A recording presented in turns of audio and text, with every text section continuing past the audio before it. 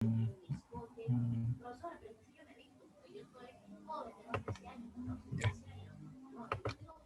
ya. A ver, vamos a trabajar, muchachos. Bueno, buenas tardes. Los saluda el profesor Francisco Mendoza. Como todas las semanas tenemos nuestro curso de Historia del Perú y esta semana tenemos que trabajar el periodo virreinal del dominio español sobre nuestro territorio. Bueno, primero recordemos algunos conceptos básicos, ¿ya? Básicos. A ver, por ahí alguien más está escribiéndonos. ¿Cómo estás, Alison? Entonces vamos a seguir trabajando. Mira, cuando hablamos del virreinato, ya, cuando hablamos del virreinato, primero hay que recordar de que nosotros, o el territorio peruano, éramos una colonia de España. ¿Ya? ¿A qué me refiero con que éramos una colonia? ¿Qué es una colonia? Una colonia hace referencia a un territorio o un país que se encuentra dominado o sometido completamente por otro país, que es más poderoso. En ese caso, recuerden, España era la metrópoli o el país que nos tenía a nosotros como colonia. Y ellos tenían un dominio político, económico, religioso, cultural, ya cultural, sobre nuestro espacio. ¿En qué sentido? Del punto de vista político, ellos establecían quién nos gobernaba. Del punto de vista legal, ellos establecían las leyes que nosotros debíamos cumplir. Del punto de vista económico, ellos establecían qué moneda usábamos, qué tributos terminábamos pagando, qué religión terminábamos creyendo. Era parte del dominio que España ejercía totalmente sobre nosotros. Por eso nosotros éramos su colonia. Ahora. Tomen en consideración que España va a tener dos sistemas de gobierno con respecto a nuestros territorios. El primero se le conocía con el nombre de las gobernaciones. Francisco Pizarro, cuando recibe la capitulación de Toledo, permiso para invadir el Tahuantinsuyo, terminó teniendo el título de gobernador de la Nueva Castilla. Esa gobernación, no se olviden, iba desde la línea ecuatorial 200 leguas hacia el sur, ¿ya? Y luego se le agregaron 70 más. Y de ahí hacia abajo, por 200 leguas, se creó la Nueva Toledo, dirigida por parte de Diego de Almagro. No te olvides ese dato. Ahora, el problema de las gobernaciones, es que no terminaron siendo un sistema de gobierno muy eficiente. Hubieron muchos problemas, ¿ya? Su función fue una y muy importante. Su función fue someter al Tahuantinsuyo, acabar con el gobierno incaico. Y lo hicieron. Cumplieron su función para España. Pero luego el problema fue una tremenda cantidad de peleas por parte de los primeros invasores, ¿ya? A los cuales se les conoce con el nombre de encomenderos. La corona española le dio precisamente a quienes terminaron participando de la invasión el control de pueblos indígenas. No propiedad sobre la tierra ni propiedad sobre los indios, porque no eran sus esclavos. Pero el pueblo indígena pasaba a manos de los españoles. Estos indígenas seguían haciendo su vida normal. Ya trabajaban, producían, y parte de lo que ellos producían se terminaba entregando como tributo a los españoles. Se llamaba tributo indígena. El español tenía que hacer algo para ellos, ¿ya? Ese algo terminaba siendo, ¿qué cosa? Tenía que protegerlos, educarlos, evangelizarlos como parte precisamente de este sistema, ¿ok? No se olviden ustedes de estos datos. Ahora, eh, llegó un momento en que los encomenderos se hicieron muy poderosos, ya muy poderosos, tuvieron una fuerte explotación sobre los indígenas, pero el gobierno español se daba cuenta de que su dominio sobre América no terminaba siendo muy fuerte. Se daba cuenta que los gobernadores eran débiles, que los encomenderos se estaban enriqueciendo mucho y que por lo tanto se podría ejercer un sistema más eficiente en favor ya, de la corona española. De esa manera se va a terminar creando un nuevo sistema llamado con el nombre del virreinato. ¿De dónde nace el nombre de virreinato? La palabra virreinato viene de la palabra virrey. Profesor, ¿y de dónde viene la palabra virrey? Bueno, vamos a hacerte una pregunta. ¿Quién gobierna el país? El país, el Perú, actualmente. Ya, dime tú, respóndeme por el chat. Que reviente el chat de sus respuestas. ¿Ya? ¿Quién gobierna el país actualmente? ¿Ya? Entonces, ahí, por ahí están respondiendo. 3, 4. Me dice el presidente Sagasti, el presidente. Ya, Sagasti. Muy bien. Sea Sagasti, o sea Vizcarra, o sea García, Alan García, o Humala, o Toledo, Fujimori, o Velasco, el que sea, el que va a gobernar es el presidente. ¿Ya? Quien tiene el control del gobierno es el presidente. Y les pregunto yo, ¿qué pasa si el presidente se enferma, o está de viaje, o se muere? ¿Quién es su gobierno? ¿Ya? Si eso sucediera. A ver, ahí están respondiendo. Responda. Ahí está, muy bien. Varias respuestas a la vez. Perfecto. El vicepresidente. Bueno, hay dos vicepresidentes, ¿no? El primer vicepresidente de la República sería el que asume el control del gobierno. Entonces, es lo mismo que vamos a terminar encontrando acá. ¿De dónde viene la palabra virrey? Viene de vicerrey, ¿ya? Vicerrey. ¿Qué significa? Que cuando el rey no está presente, el que gobierna en su ausencia es el vicerrey, y de ahí viene la palabra virrey, ¿ya? Virrey. Tomen en cuenta que mientras que nosotros fuimos una colonia de España, ningún rey vino directamente al Perú. Siempre terminó gobernando el vicerrey o virrey en su nombre, ¿ya? Y de ahí proviene el nombre del virreinato. ¿Qué es el virreinato? Te está poniendo acá al costadito. Mira tú, el virreinato es un sistema de gobierno establecido, acá decir, por la metrópoli. ¿Quién es la metrópoli? España, la que tiene el dominio sobre las colonias en América, ¿ya? Por la metrópoli con el fin de consolidar y centralizar el poder de la corona española sobre sus dominios americanos, ¿ya? Sobre sus dominios americanos. Ese termina siendo el virreinato, el sistema de gobierno establecido por España, ¿ya? Sobre sus dominios en América. Ahora, ¿qué más hay que tomar en cuenta?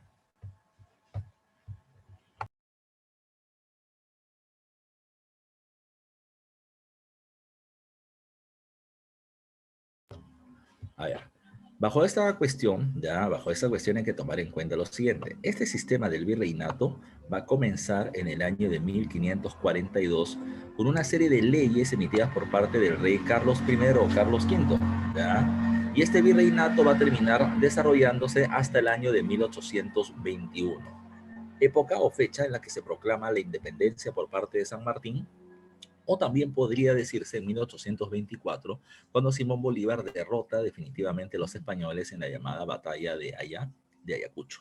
Pues tenemos un periodo de gobierno virreinal de casi 300 años, ya de casi 300 años. Ahora, vamos a ver qué es lo que pasa durante ese periodo. Lo que vamos a ver en clase hoy ya es las características del virreinato peruano entre el siglo XVI y el siglo XVII, es decir, los años 1500 y 1600. Profe, ¿por qué no hablamos de los años 1700 o de los años 1800? Bueno, lo que pasa es que um, en el siglo XVIII, en los años 1700, la cosa cambia, ya la cosa cambia. Van a haber una serie de medidas novedosas por parte de la corona española que se les conoce con el nombre de las reformas borbónicas, ya, las reformas borbónicas.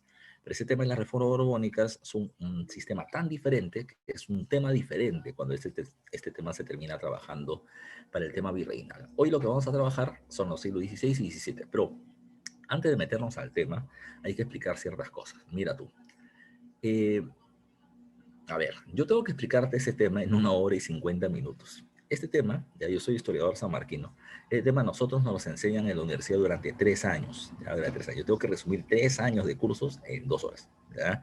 La verdad es que el tema es gigante, y tiene un montón de temas por observar, pero vamos con cuestiones muy puntuales, ya muy puntuales. Primero, lo primero que hay que recordar es que el virreinato peruano viene teniendo 3 momentos claramente definidos. El primero termina siendo el periodo del monopolio español. Entre 1542 y 1648 se va a terminar hablando del monopolio en dos sentidos. Desde el punto de vista económico, solo España le puede vender productos a América. Nosotros no le compramos productos a Francia, Inglaterra o Holanda, solamente España. Segundo, el monopolio se puede entender desde el punto de vista político. Los principales cargos de gobierno son ocupados única y exclusivamente por españoles, por españoles. ¿Por qué pongo como fecha de culminación de esta primera etapa 1648? Lo que pasa es que en Europa se va a producir una gran guerra llamada como la Guerra de los 30 años, la Guerra de los 30 años. Esa guerra va de 1618 a 1648 y vamos a explicar qué sucedió. En el siglo XVI, en los años 1500, el reino más poderoso de Europa y del mundo es sin duda España. ¿Y por qué? Porque España tiene el dominio sobre América, ¿ya? Sobre América. América le da una gran cantidad de metales preciosos, oro, pero principalmente plata, que ya veremos en un momento, gracias a las minas de Potosí que se ubicaban en Bolivia, que era parte del llamado Alto Perú. ¿Ok? Ahora, ¿qué sucedió? ¿Ya qué sucedió? Los otros reinos europeos no corren la misma suerte que tiene España, o sea, colonias tan ricas. Francia, Inglaterra, Holanda se van a ir dedicando a la actividad comercial, van a ir obteniendo ganancias, pero uno de estos reinos, Francia, decide sacar del poder en Europa a los españoles. ¿Cómo así? Ya, ¿cómo así? Te explico. Lo que van a terminar haciendo los Borbón, ya lo que van a terminar haciendo los Borbón es lo que van a terminar haciendo los franceses, es un caso especial. Francia entra a esta guerra, la guerra de los 30 años, y le hace la pelea a la familia Habsburgo, que es la familia gobernante que se encuentra tanto en Alemania como en España, ¿ya? Como en España.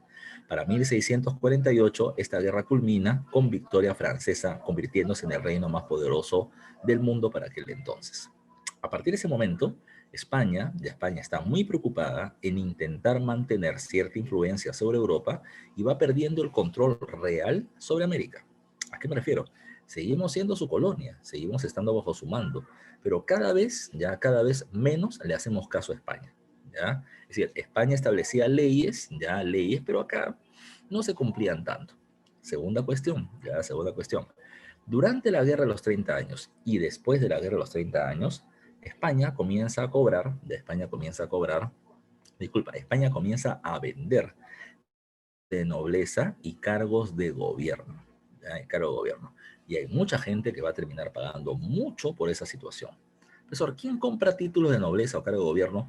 En el caso peruano vamos a terminar encontrando, por ejemplo, a los criollos. Es un término que lo vamos a pasar a ver a detalle luego, pero es un término bien simple. ¿Alguien sabe qué cosa es un criollo? A ver si me lo pueden poner en el chat. ¿Alguien recuerda a quién se le denomina como criollo? Sí, al que viene, que nace acá. Acá. Eh, El español que nace acá. A ver, dice, los españoles nacidos en Perú, claro, los hijos de españoles nacidos en territorio americano se les va a terminar llamando criollos, ¿ya? Recuerda, hijo de español con indígena no, ese se llama mestizo, ¿ya? Los hijos de españoles, pero nacidos acá, en América, se les va a terminar llamando con el nombre de españoles americanos o criollos. Hay muchos criollos que manejan una institución importante que se llama el Tribunal del Consulado, que maneja el comercio en América del Sur. Ellos tienen mucha plata, ya sea por la actividad comercial o porque se han metido al contrabando. Cuando la corona española termina vendiendo un título de nobleza, conde, duque o marqués, ellos lo compran. ¿Y lo compran por qué? Porque ser noble le da un estatus social diferente. Los pone, pero ya no son solamente personas ricas, es rico y noble. Y eso los termina poniendo en cierto nivel con los españoles nobles. Pero digo en cierto nivel porque no son exactamente iguales, ¿ya? No son exactamente iguales. Y no son exactamente iguales porque el español venido de España siempre va a terminar teniendo más derechos y beneficios que el español nacido en América, por una cuestión de procedencia. Ya te explicaré esto cuando hablemos del tema social. La otra cuestión, comprar cargos de gobierno también es importante. No hace mucho caso a lo que termina estableciendo España, ¿ya? Entonces, acá los cargos de gobierno importantes eran corregidor, jefe de provincia, oidor, jefe de la Real Audiencia o el Poder Judicial, y el virrey. Solo los nobles españoles podían acceder a estos tres cargos importantes. Los criollos poco a poco fueron accediendo a ellos. Podían ser corregidores, podían ser oidores o jueces, pero nunca llegaban a ser virreyes. Ese cargo es exclusivo para el español noble, ¿ya? Pero repito, los criollos fueron comprando esos cargos.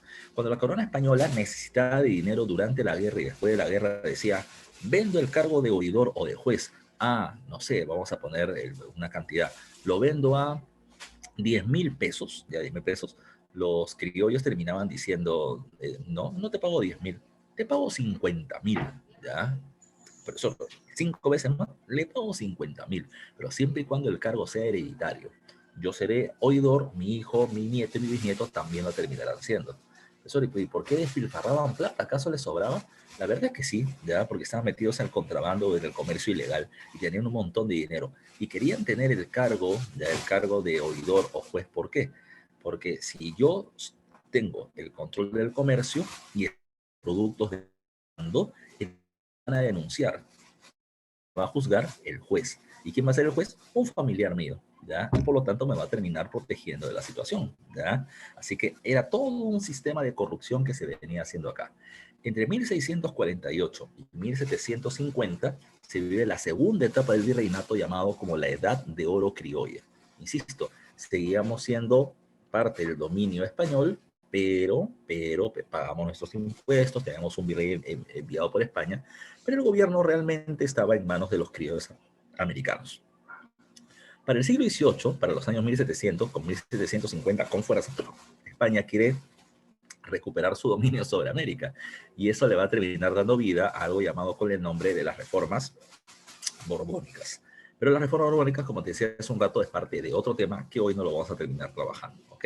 Hoy vamos a trabajar los siglos XVI y XVII, que es lo que vamos a pasar a ver a continuación.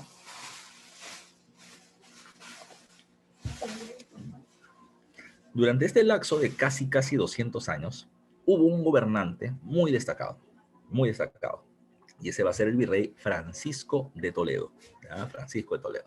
Francisco tenía que ser para ser importante, no como tu profe, ¿ya? Cuando hablamos de Francisco de Toledo, eres el quinto virrey del Perú, ¿ya? El quinto virrey del Perú. Y va a gobernar entre el año de 1569 y 1581. Si no conoces al virrey Toledo, te presento su imagen. Está en la siguiente diapositiva, aquí está en la parte inferior. Francisco de Toledo, conde de Oropesa, también tenía título de nobleza, ¿ya? Repito, quinto virrey gobierna 12 años entre 1569 y 1581, de 1581. Cuando hablamos del virrey, ya cuando hablamos del virrey Toledo, ¿por qué es tan importante? Porque las medidas de gobierno que él estableció van a terminar teniendo mucha influencia en el sistema de gobierno peruano entre los siglos XVI y XVII. Recién se va a terminar cambiando lo que dio Toledo en el siglo XVIII con las reformas borbónicas. Te explico. ¿Por qué es tan importante? Porque la corona lo envió para resolver problemas y los resolvió de una manera súper interesante en favor de España. Es considerado como el organizador del virreinato en favor de la corona española. Te explico. Años antes de que el virrey Toledo llegara por acá, ya se había comenzado a explotar la mina, ya, la mina llamada como el Cerro Rico en la región de Potosí. ¿Ya? El Cerro Rico de Potosí. ¿Por qué se le llamó así? Porque un indígena terminó descubriendo este centro minero. Fue con una barreta de fierro, la terminó metiendo en el cerro y salió un bloque de plata pura, así, pura, ¿ya? Pura. Así que a partir de ese momento, desde el gobierno virreinal se comenzó a explotar la superficie del Cerro Rico y se obtenía una gran cantidad de plata de una gran calidad. Esto a España le convenía mucho porque obtenía muchas riquezas. España llamaba a las minas de Potosí como la joya más rica de la corona por los grandes beneficios económicos que obtenía. Pero ¿qué pasó a continuación? Años después, la plata ya no salía purita, ahora terminaba saliendo mezclada. Plata más cobre, más zinc, más estaño. Eso se llama mineral pateado. Y por lo tanto, la cantidad y calidad de la plata comenzó a bajar y la corona española comenzó a ver sus ingresos disminuidos. Así que se envía a Toledo con el objetivo de resolver ese problema, mejorar ya la cantidad y calidad de la producción de plata de Potosí. ¿Qué hizo el virrey Toledo? Bueno, el virrey Toledo agarró una técnica alemana que ya se había comenzado a trabajar acá en el Perú en algunas minas, que se le conocía con el nombre de la amalgama de mercurio. Profesor, ¿qué es esto? A ver, vamos a explicar. ¿Saben qué es el mercurio? ¿Saben la característica del mercurio? ¿Ya? ¿El mercurio qué cosa es, muchachos? ¿El mercurio es un gas? ¿El mercurio es un líquido? ¿El mercurio es un metal? ¿Qué tipo de elemento termina siendo el mercurio? ¿Ya? A ver, para su clase de química, a ver, quiero ver cómo van. ¿Ya? A ver, los quiero leer, muchachos. ¿Qué tipo de elemento termina siendo el mercurio? ¿Ya? ¿Termina siendo un gas? ¿Termina siendo un líquido? ¿Qué cosa es el mercurio? ¿Ya? Ahí está. Kevin termina respondiendo, profe, es un metal líquido. Esa es la característica rara, precisamente, del mercurio. Es un metal líquido, pero su rareza ya es mucho más interesante. ¿Por qué? Porque si tú agarras ese metal líquido que es el mercurio, ¿ya? Y lo terminas poniendo en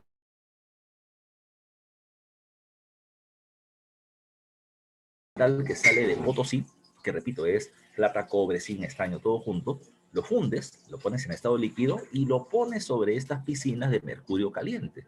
¿Y qué hace el mercurio? Por un proceso químico, el mercurio va a separar los metales por peso atómico.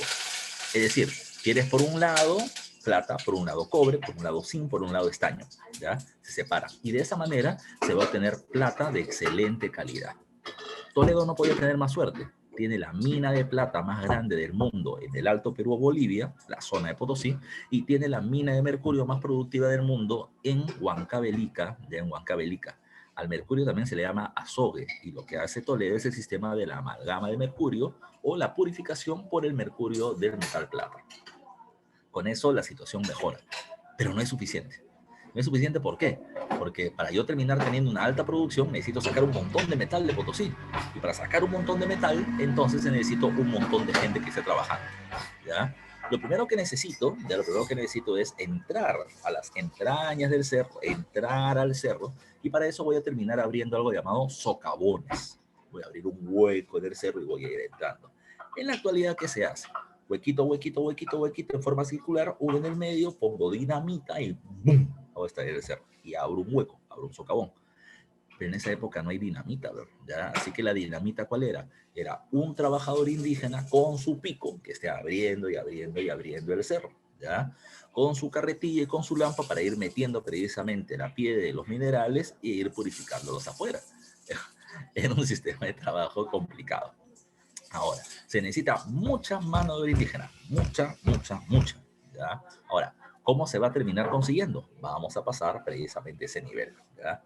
Lo otro que hay que tomar, lo que se necesita para esto es mucha gente. Ahora, no había mucha gente, porque como que no, se dio un montón de indígenas en el territorio. Sí, pero el problema, recuerden ustedes, es que los españoles llegaron con una serie de enfermedades. Viruela, gripe, sarampión, y un montón de gente murió por esas enfermedades. La población indígena ahora se termina encontrando dispersa. La población indígena está dispersa, no se olviden de ese dato, ¿eh? Está dispersa en grupos reducidos, y para el gobierno del virrey Toledo era difícil, porque yo necesito gente que vaya a trabajar a la mina, pero ir hacia lugares alejados y traerlos para llevar a trabajar era toda una chamba que no quiero hacer, ¿ya? Puedo facilitar todo eso. ¿Qué hizo el virrey Toledo? Agarró a la población indígena dispersa y las terminó concentrando, reduciendo a un solo territorio. Esos pueblos indígenas reducidos a un solo espacio se les conoce con el nombre de reducciones.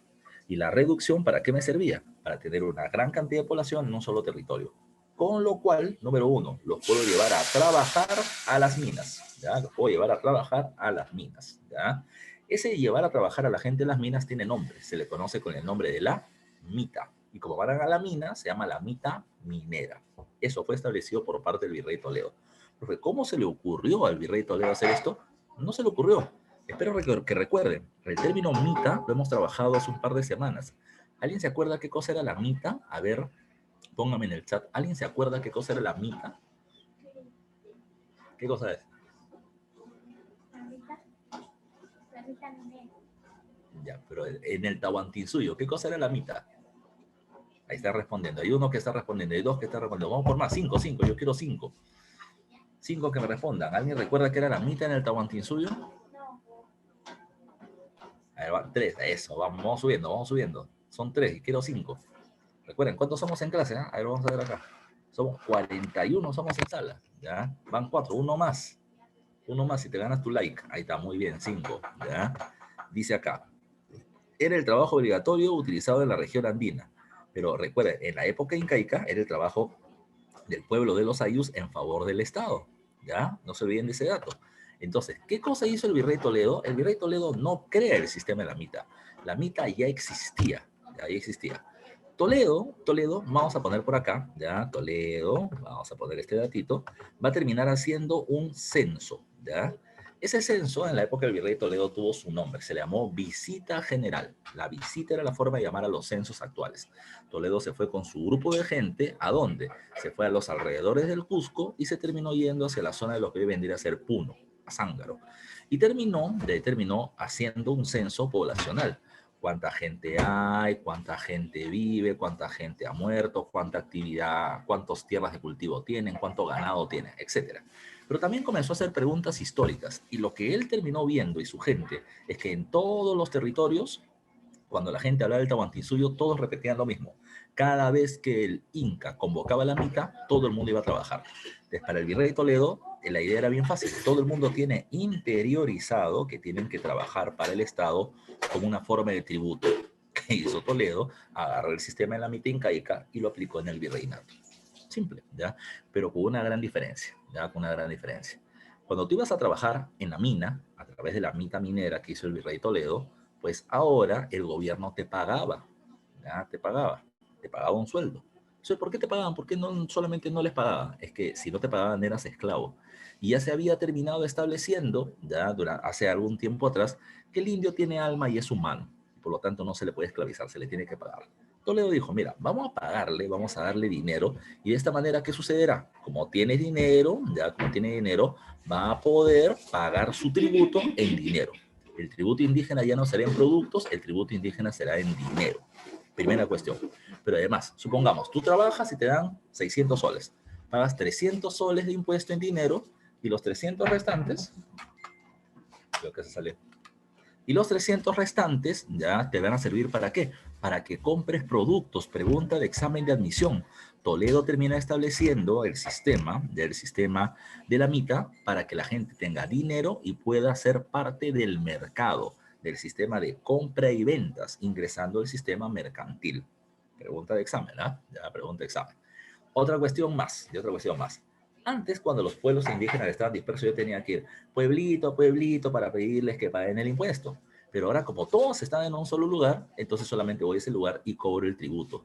¿Cómo se llama el tributo que pagan los indígenas? Se llama tributo indígena y se paga en dinero, como hace un rato te venía comentando. ¿Ya? A ver, vamos a repetir por lo que me acaba de decir Estefano. Me está preguntando, ¿por qué puedo repetir? Vamos con fe, Estefano. Entonces, mira, vuelvo a repetir, vuelvo a repetir. La mitad de la época del Tahuantinsuyo y el trabajo para el Estado, Toledo lo restablece en el virreinato, ¿ya? Con la diferencia que ahora, por ese trabajo que tú hacías, el gobierno te pagaba. Con ese dinero que tú recibías, una parte del dinero era para poder pagar tu tributo indígena. Y el tributo indígena se pagaba en dinero. Tasación en dinero, pregunta de examen de admisión. La otra parte, ya la otra parte, que te sobraba en dinero, ¿qué es lo que hacías? Comprabas y vendías productos. Entonces, el indígena era insertado al mercado de compra y venta.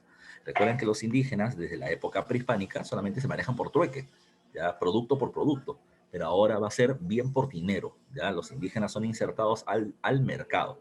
Como tienen plata, van a tener que pagar tributos, y eso es lo que le quería la corona. Otro dato más, el tributo indígena no se terminaba pagando todos los meses. El tributo indígena se terminaba pagando 2 veces al año. Solo dos, ya, solo dos. Una vez en junio, otra en diciembre, ¿ya? Una vez en junio y la otra en diciembre, ¿ya? Así era el tributo indígena. Ahora, tomen en consideración, ya, tomen en consideración esos datos porque van a estar ligados al virrey Toledo. Toledo aumenta la producción de la mitad de Potosí y organiza, ya, y organiza la mano de obra indígena en favor del Estado, estableciendo la tributación en dinero. ¿Qué más hace el virrey Toledo? Uf, un montón de cosas más. Pero vamos a ponerle un dato extra. En esa época, siglo XVI, mediados del siglo XVI, en Europa se venía viviendo un proceso llamado con el nombre de la Reforma Protestante. Está Martín Lutero, está Juan Calvino, criticando la autoridad de la Iglesia Católica. La Iglesia Católica va a responder con algo llamado con el nombre de la Contrarreforma. Y la Contrarreforma, ya, o la Reforma Católica, va a terminar buscando frenar el avance del protestantismo en sus respectivos territorios. España es un reino católico y el reino más poderoso del mundo. Así que el rey de España de aquel entonces, llamado Felipe II, establece que a partir del virrey Toledo, en América se termina estableciendo una institución. Esa institución se llama, ¿cómo se llama? Se llama el Tribunal del Santo Oficio de la Inquisición o Tribunal de la Santa Inquisición. ¿Han escuchado de eso alguna vez? ¿Ya?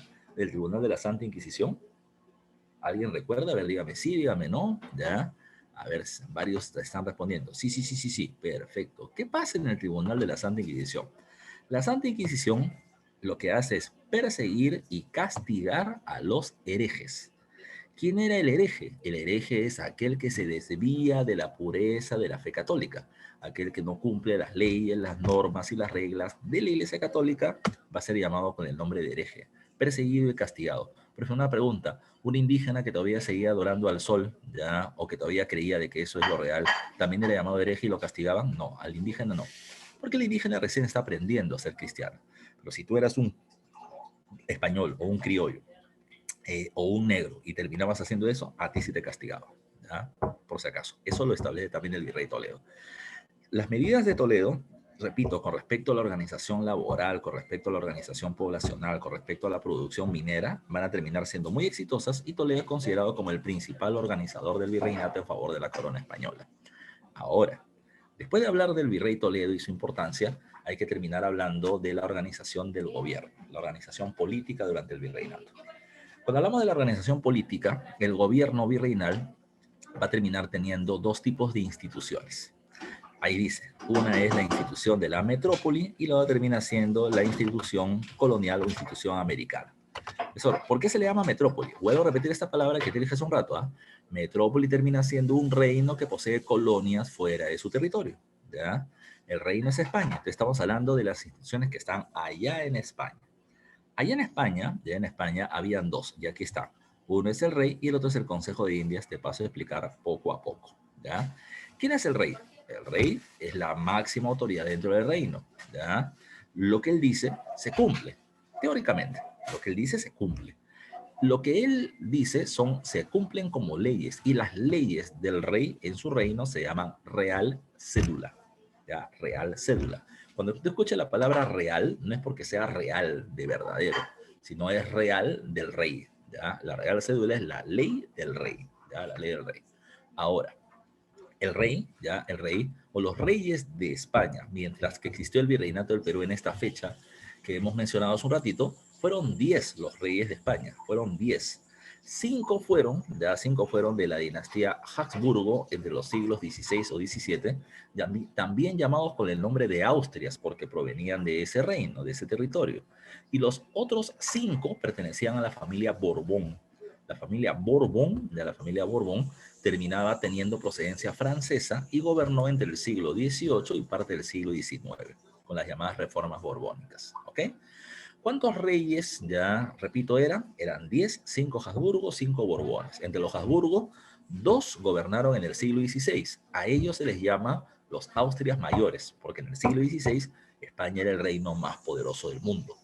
¿Quiénes fueron esos? Uno fue el rey Carlos I o Carlos V, que aquí está su imagen, que es con el que se funda el virreinato, y luego está su hijo poderosísimo, Felipe II, ¿ya? El Dominus Orbis, lo llaman a Felipe II porque era el rey más poderoso del mundo. Tenía dominios en Europa, en América, en África y en Asia, ¿ya? En todos lados dominaba este patrón. Ahora, hay un problemita.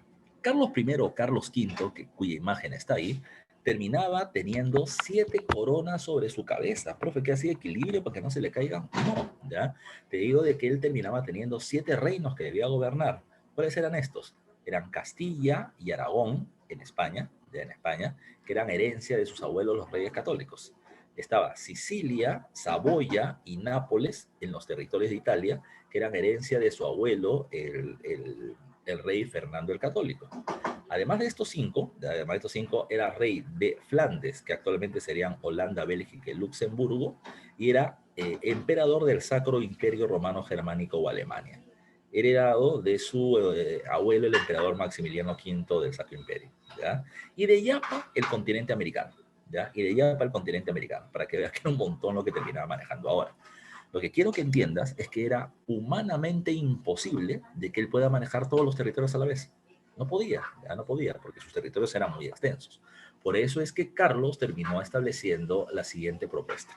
Carlos estableció ya crear un sistema de consejeros o asesores que lo ayuden a gobernar las diferentes partes de su reino. Por un lado estaba el Consejo de España, ya por otro lado está el Consejo de Italia, estaba el Consejo del Sacro Imperio Romano Germánico, estaba el Consejo de Flandes y estaba el Consejo de Indias. ¿Por qué? Porque recuerden que los españoles nunca llamaron a este territorio América, siempre lo llamaron las Indias, ¿ya? Así que el grupo de asesores que se encargaba de administrar política y jurídicamente América o las Indias se llamaba Consejo de Indias o Real y Supremo Consejo de Indias, que es el nombre largo, ¿ya?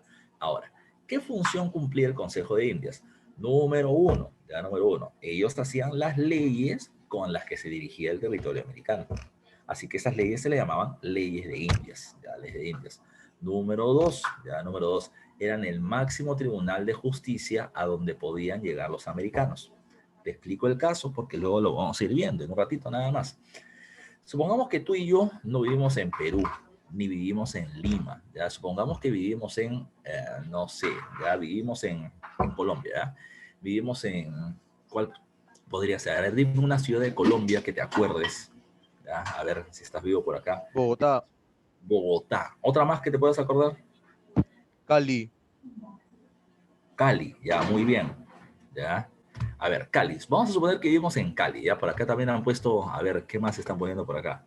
Bogotá, Cartagena, ya Cartagena, Bucaramanga, o sea, hay un montón de lugares, ¿ya? Entonces, supongamos que vivimos en Cali, como dijo su compañero. Entonces, vivimos en Cali y, a ver, vamos a dar un par de nombres. Su compañero Antonio Silva, ¿ya? Termina denunciando a su compañero Diego Velázquez de robo, ¿ya? Le ha robado algo, le ha robado un celular o le ha robado el corazón, ya, no sé, ¿ya? Ahora, ¿ya? Como le está robando algo, ¿qué va a terminar haciendo su compañero Diego, si no me falla la memoria, era, ¿no? ¿Ya? O Antonio Silva, ¿ya? ¿Qué es lo que va a terminar haciendo él? Él lo va a terminar denunciando, ¿ya? Denunciando. Eso, ¿denunciando ante quién? Vamos a ponernos en la época colonial.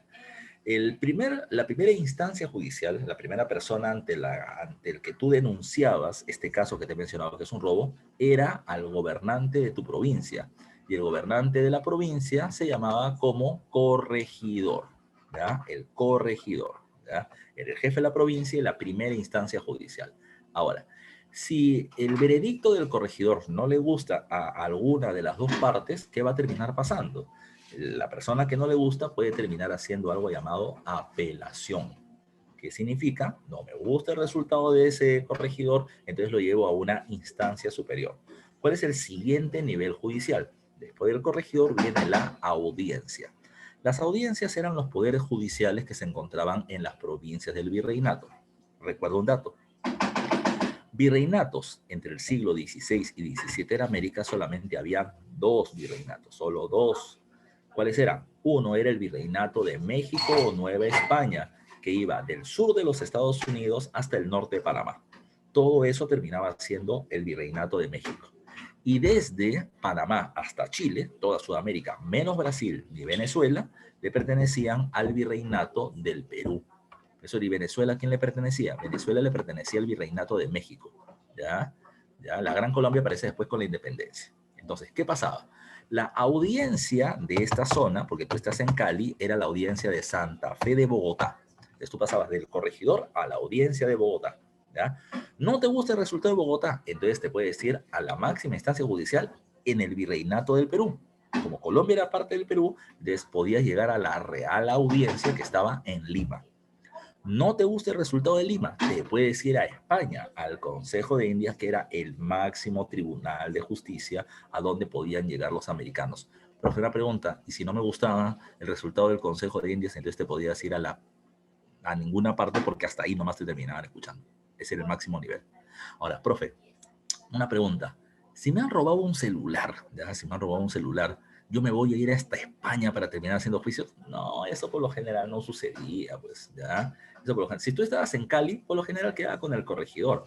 Si tú querías ir a la audiencia de Bogotá, tenías que pagar traslado, tenías que terminar pagando, ya tenías que terminar pagando el lugar donde te ibas a quedar, todos los gastos del juicio, abogado, por un celular, ya, por un celular es bien difícil, ¿no? Por lo general se llegaban a instancias superiores solamente cuando había muchas propiedades de por medio, dinero, algunos cargos, títulos de nobleza. Ahí terminaban yéndose hacia lugares alejados. Pero por lo general quedaban con el corregidor nada más, ¿ya? Dice, profe, después de la Real Audiencia, el Consejo de Indias. Vuelvo a repetir el nivel, ¿ah? ¿Ya? Corregidor, audiencia, Real Audiencia, Consejo de Indias. Esos son los 4 niveles, ¿ok? Ahora, no te olvides eso, ¿ah? ¿Qué es el Consejo de Indias? Es la institución que dirige política y jurídicamente América. El Consejo de Indias hace las leyes para América, que son las leyes de Indias, y además es el máximo tribunal de justicia al que puede acceder un americano, no te olvides tú. Pero acá ponen otro dato, el juicio de residencia. Este recuérdalo, porque ahorita lo voy a pasar a explicar, pero para eso tenemos que ver al virrey, ¿ya? A ver, ya ver, como te dije, virreinatos habían dos, y a nosotros nos interesa el virreinato del Perú, que iba de Panamá hasta Chile, menos Brasil y Venezuela, ya te mencioné. ¿Qué es el virreinato? Es la jurisdicción política y territorial manejada por parte del virrey. ¿Quién era el virrey? El vicerrey, el que gobernaba ante la ausencia del monarca, porque los reyes nunca estuvieron por acá. El virrey o vicerrey era, como dice acá, el alter ego del rey. Era el representante del rey. Es como si el rey estuviera gobernando acá. Ante su ausencia, el virrey era el que mandaba, ¿ya? El virrey tiene 3 poderes. Poder político, con el título de gobernador. Poder militar, con el cargo de capitán general. Y poder jurídico, con el cargo de presidente de la Real Audiencia o el Poder Judicial en Lima. Este último cargo era de nombre nada más, porque la mayoría de los virreyes no eran abogados, no eran hombres de leyes.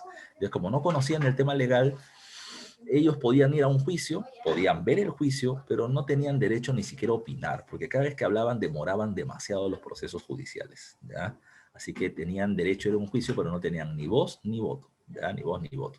Ahora, profesor, una pregunta. ¿El virrey podía dar leyes? Claro que sí, porque él es como si estuviera el rey en ese territorio.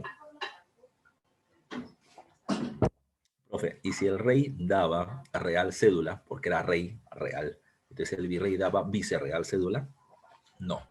El virrey solamente daba cédulas, ¿ya? Que eran las leyes del virrey. Él no puede dar real porque no es rey, ¿ya? Porque no es rey.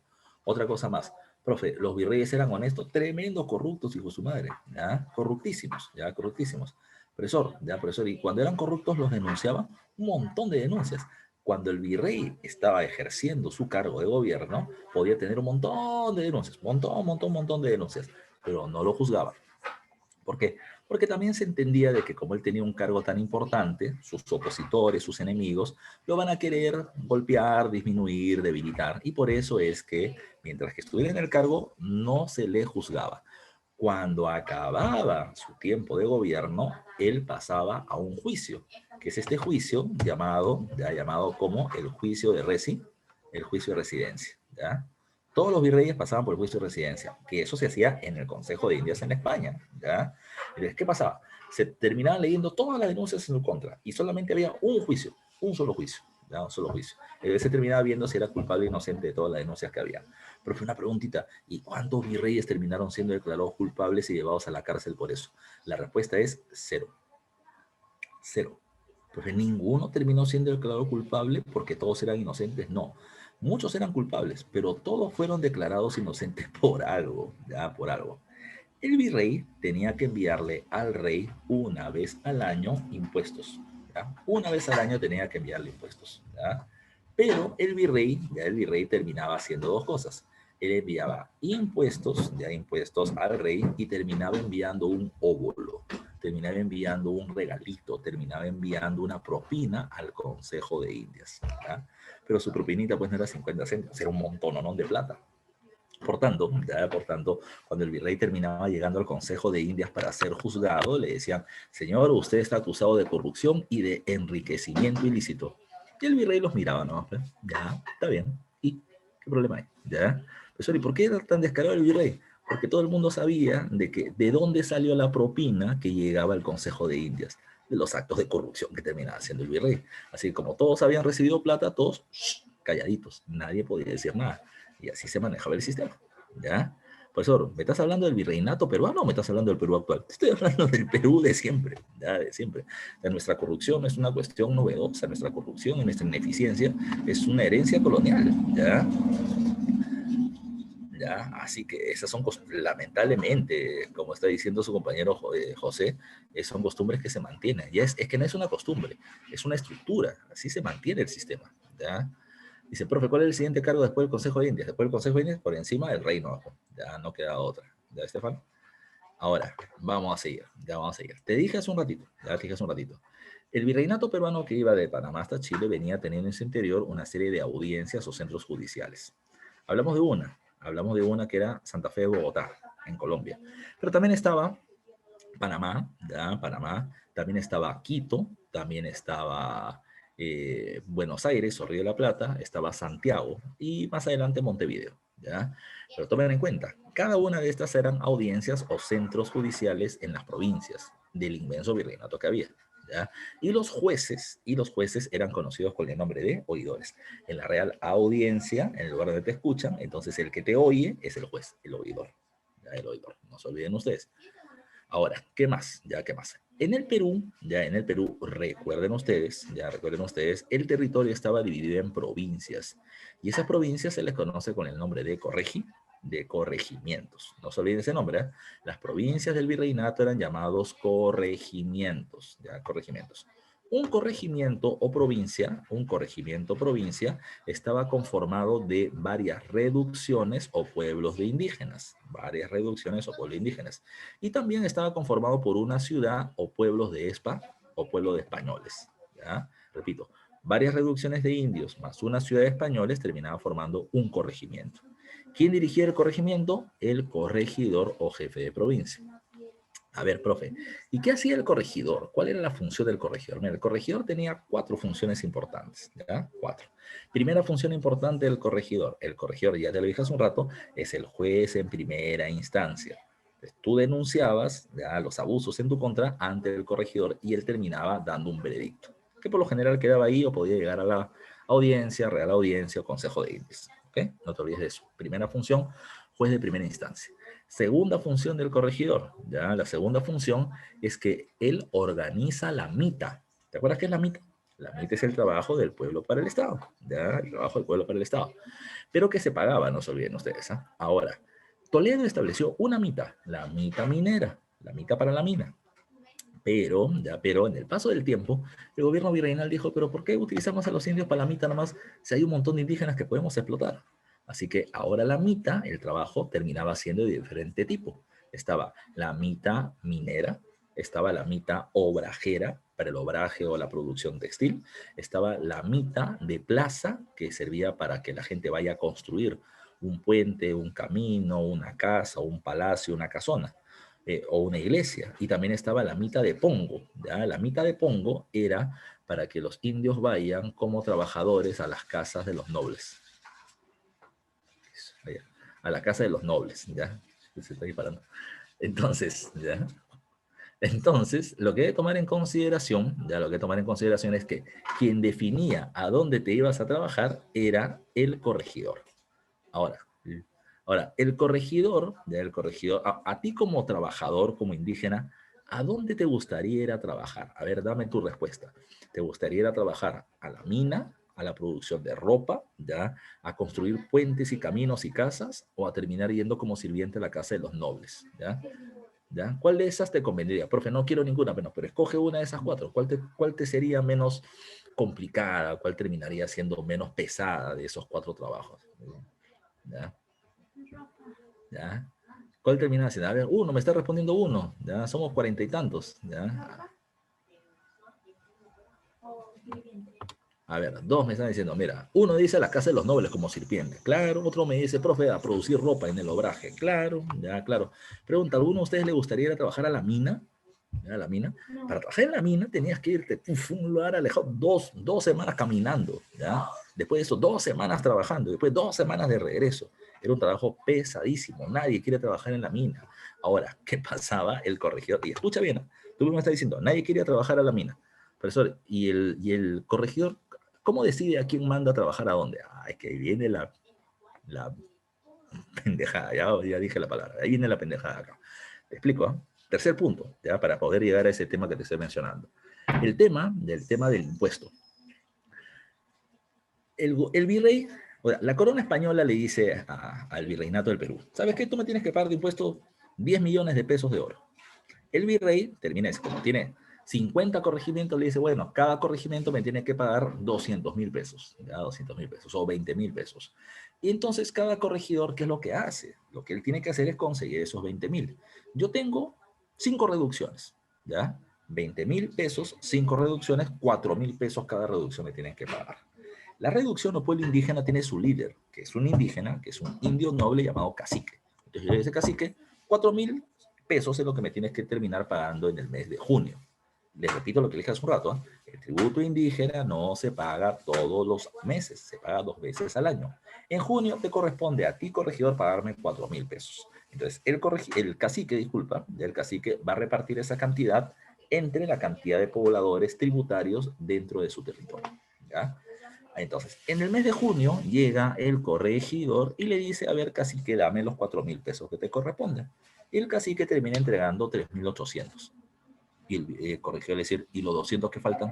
¿Ya? ¿Qué pasó? ¿Se te perdieron? ¿Ya? Dice, no es que yo no te quiera pagar. Lo que pasa es que Valeria y Vivian no quieren pagar tributos. Entonces el corregidor, no quieren pagar, porque son de San Juan de Lurigancho. Entonces yo le voy a terminar cobrando, ¿no?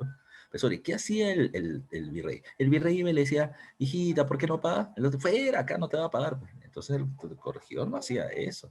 el corregidor iba con un par de guardias. Y sus guardias eran un par de negros grandazos, ya traídos del África. Y el negro grandazo no te hacía entender, ¿ya? Te decía, no quieres pagar, toma puño, pepe, ¿ya? Así que el corregidor, por lo general, iba con sus guardaespaldas, que eran negros, y le metían golpes a los indígenas. Profe, aguanta. Profesor, pero me parece que eres medio racista cuando hablas. No, lo que pasa es que acá había una cuestión especial. La corona española no quiere que el negro y el indio sean amigos. Al contrario, que se odien, ya, que se odien. ¿Y por qué quería que se odien? Porque estos dos grupos eran el sector más explotado y la mayoría poblacional. Imagínate que los negros y los indios sumen fuerzas y se enfrenten al gobierno español. Lo terminan eliminando en un ratito. Por eso era mejor que entre ellos se odien, ¿ya? Te voy a terminar preguntando. No me tienes que responder si no deseas. Si quieres lo pones en el chat en privado o en público, ¿ya? Varios de ustedes seguramente vienen teniendo familia de procedencia indígena, ¿ya? Indígena. ¿Alguno de ustedes ha terminado escuchando alguna vez prácticas o insultos o palabras racistas para los negros? ¿Ya? Para los negro cochino, negro ladrón o cosa por el estilo. No sé si alguna vez lo habrán escuchado, ¿ya? Si alguno de ustedes tiene, a ver, por ahí están soltando, ¿ya? A su compañero, mira, hay varios acá que me terminan diciendo que sí, ¿ya? ¿Ya? Pero por otro lado, también, no sé si alguno de ustedes tiene familia negra y deben haber escuchado tal vez el insulto por al revés, ¿ya? Indio por acá, indio cochino, indio ladrón, indio bruto, etcétera, ¿ya? La pregunta es ¿por qué? ¿Ya? Porque si te das cuenta, terminamos teniendo insultos para el indio y para el negro, pero no tenemos insultos para blanco, ¿ya? ¿Por qué no dices blanco ladrón? ¿Ya? ¿O por qué no dices blanco bruto? ¿Por qué no? Porque el concepto de blanco es que es inteligente, etcétera, ¿ya? ¿Por qué? ¿Ya? Porque si te das cuenta es una estructura racista. Y es una estructura racista donde el blanco tenía el poder y donde todos los demás terminaban siendo malos y entre ellos que se enfrenten, ¿ya? Para que la corona española tenga poder. Ahora, dice, mi papá le dice negra a mi hermana, siendo él más negro. Esa es otra cosa, ¿no? ¿Ya? Así como los indígenas le dicen a otros indígenas serrano, ¿ya? Serrano. El otro también es serrano, ¿ya? Pero le termina diciendo serrano como una forma de violencia y subordinación, ¿ya? Acá tenemos infinitas formas de terminar raciando, de terminar inferiorizando al otro. Pero esa idea del divisionismo es la idea del gobierno español. Divide y vencerás. Divídelos y luego tú entras a poner orden, a poder, y de esa manera tú tienes el poder. Eso es lo que se establecía en el virreinato con el corregidor apoyándose en negros, que, profesor, aguanta, pero el negro no se da cuenta que él termina siendo explotado, sí, pero el negro termina diciendo, si yo estoy cerca del corregidor, de tal manera, yo podré seguir siendo esclavo, pero tengo mejor trato y un mayor beneficio en comparación a otros que están trabajando en la hacienda, que están siendo explotados. Yo sigo siendo esclavo, pero tengo, por la cercanía del corregidor, mayores beneficios. O sea, es parte de la situación del acomodo social. Ahora, venía el otro tema. El corregidor, ya te dije 3 puntos, ¿ah? Te dije el corregidor, juez en primera instancia, él organiza la mitad o el trabajo y él termina recaudando los impuestos. Pero el corregidor, hay un punto que está acá que se le llama, él realiza el reparto de mercancías. ¿Cómo es el reparto, profe? Te explico, ya te explico. El corregidor, como funcionario del gobierno, recibió un sueldo, ¿ya? Un sueldo.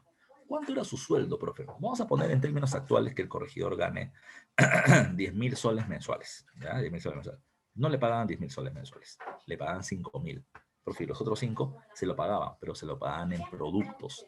Desde España le enviaban productos de segundo uso, que podía ser una blusa, una media de mujeres de la corte española, un peine, ya le terminaban enviando una peineta para terminar sujetando el cabello, o le enviaban un espejo.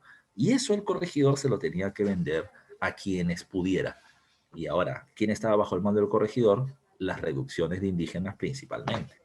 Entonces, cuando era junio y el corregidor iba a cobrar el tributo indígena, el corregidor le decía a los indígenas, señor, ¿les interesa esto? Te vendo una blusa, te vendo un peine, te vendo no sé, pues un cepillo.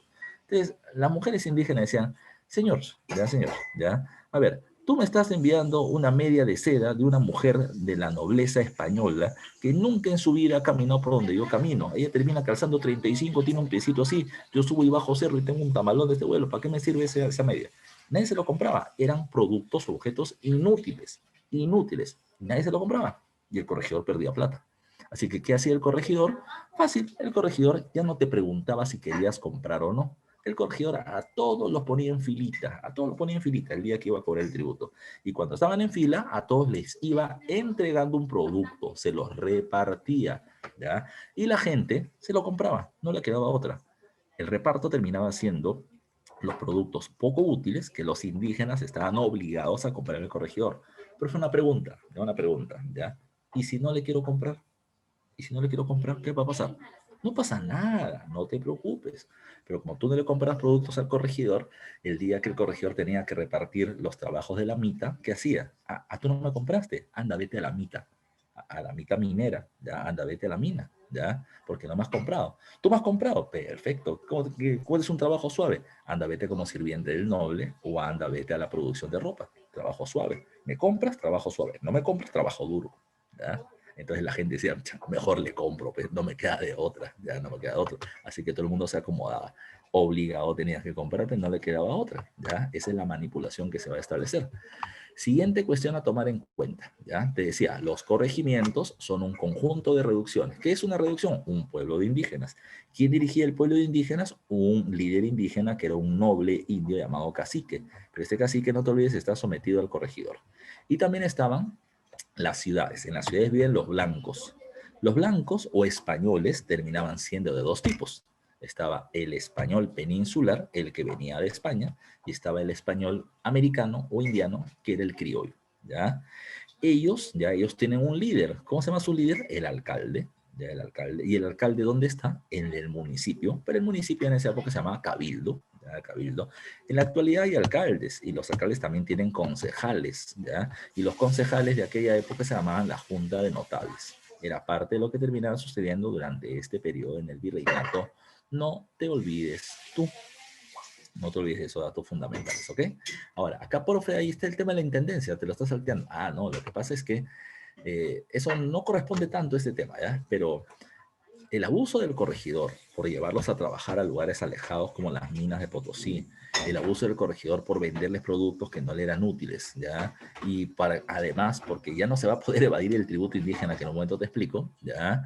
¿Qué pasó? Hizo de que en el siglo XVIII hubiera una inmensa cantidad de rebeliones indígenas. Muchas, muchas, muchas. Siendo la más brava de todas, la rebelión de Tupac Amaru II, ¿ya? Muy, muy brava. Entonces, a partir de eso, el gobierno virreinal dijo, no, ya no puedo seguir haciendo lo mismo. El gobierno virreinal lo que hizo es, si yo sigo permitiendo el abuso de los corregidores, las rebeliones van a ser cada vez más y más bravas y no sé si las voy a poder controlar. Por eso el gobierno dijo, a partir de ahora vamos a limpiarnos un poco la cara. Ya no a los corregidores por ser abusivos y ya no al reparto que ellos hacían, y de esa manera se calmó las protestas sociales. Se eliminó a los corregidores y a los corregimientos y en su lugar se crearon las intendencias. O sea, varios corregimientos, llámese 7, 8 corregimientos, se fusionaban y se creaba una intendencia, que recién nace a finales del siglo XVIII. ¿Ok? Eso lo vamos a ver en otro momento.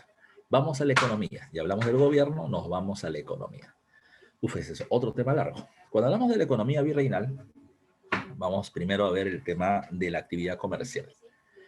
A ver, mira, para el siglo XVI, para los años 1500, el concepto de riqueza era la acumulación, ¿ya? O reserva de una gran cantidad de oro y plata.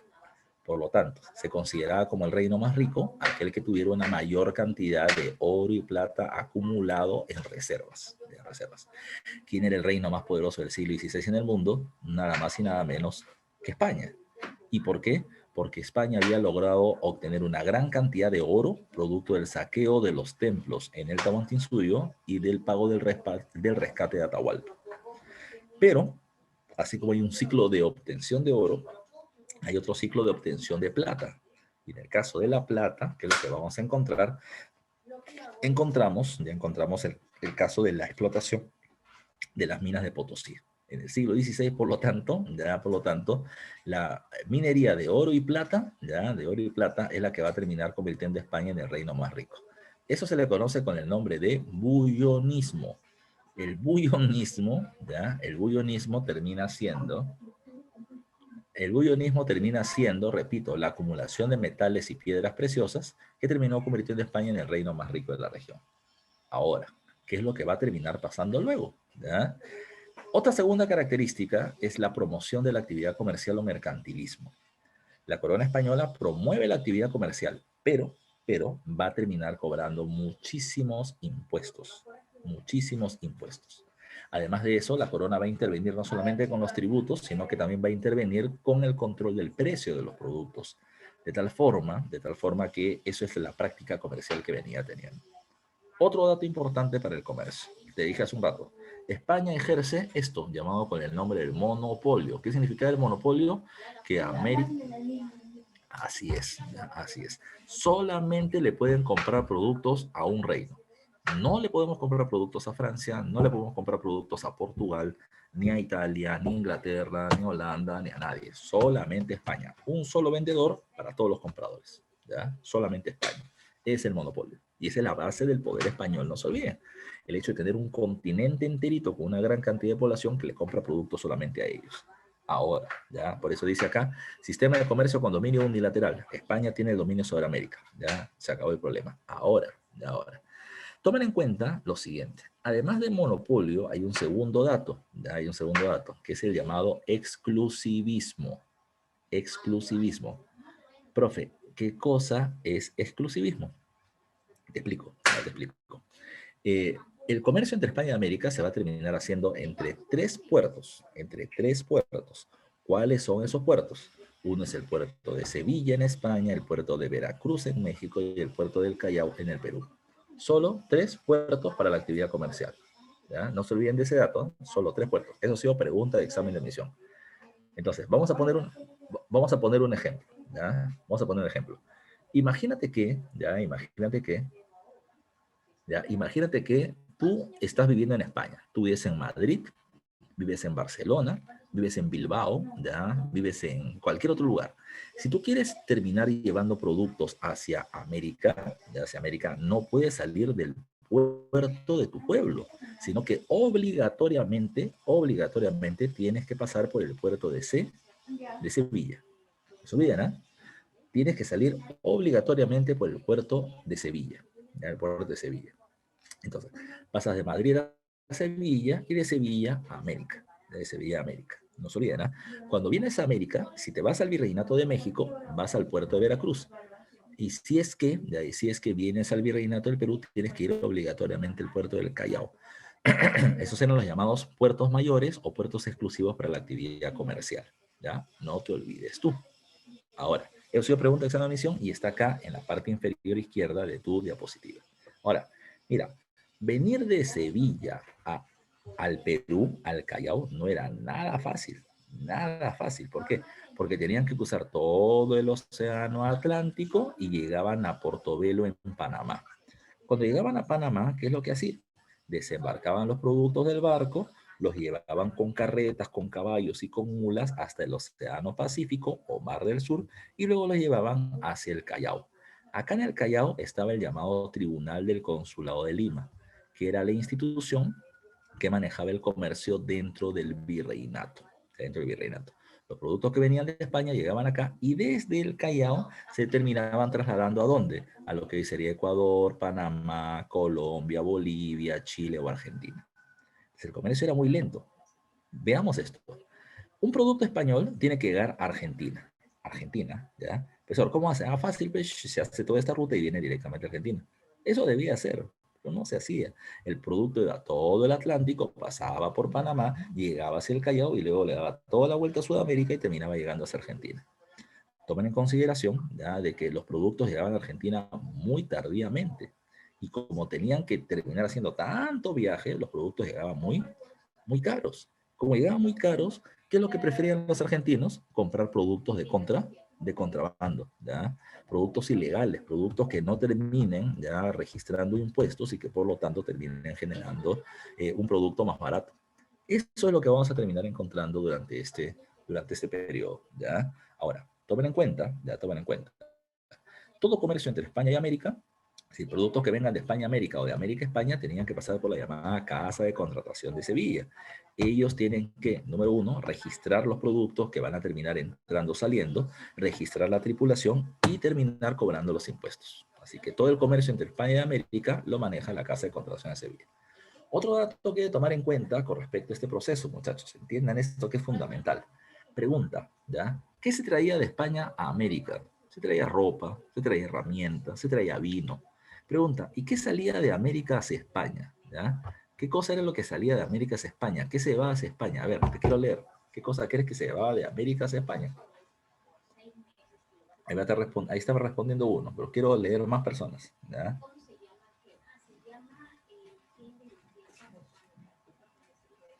¿Ya? Uno nomás, ¿ya? Que ahí está, muy bien, hay otra segunda persona que acaba de responder, ¿ya?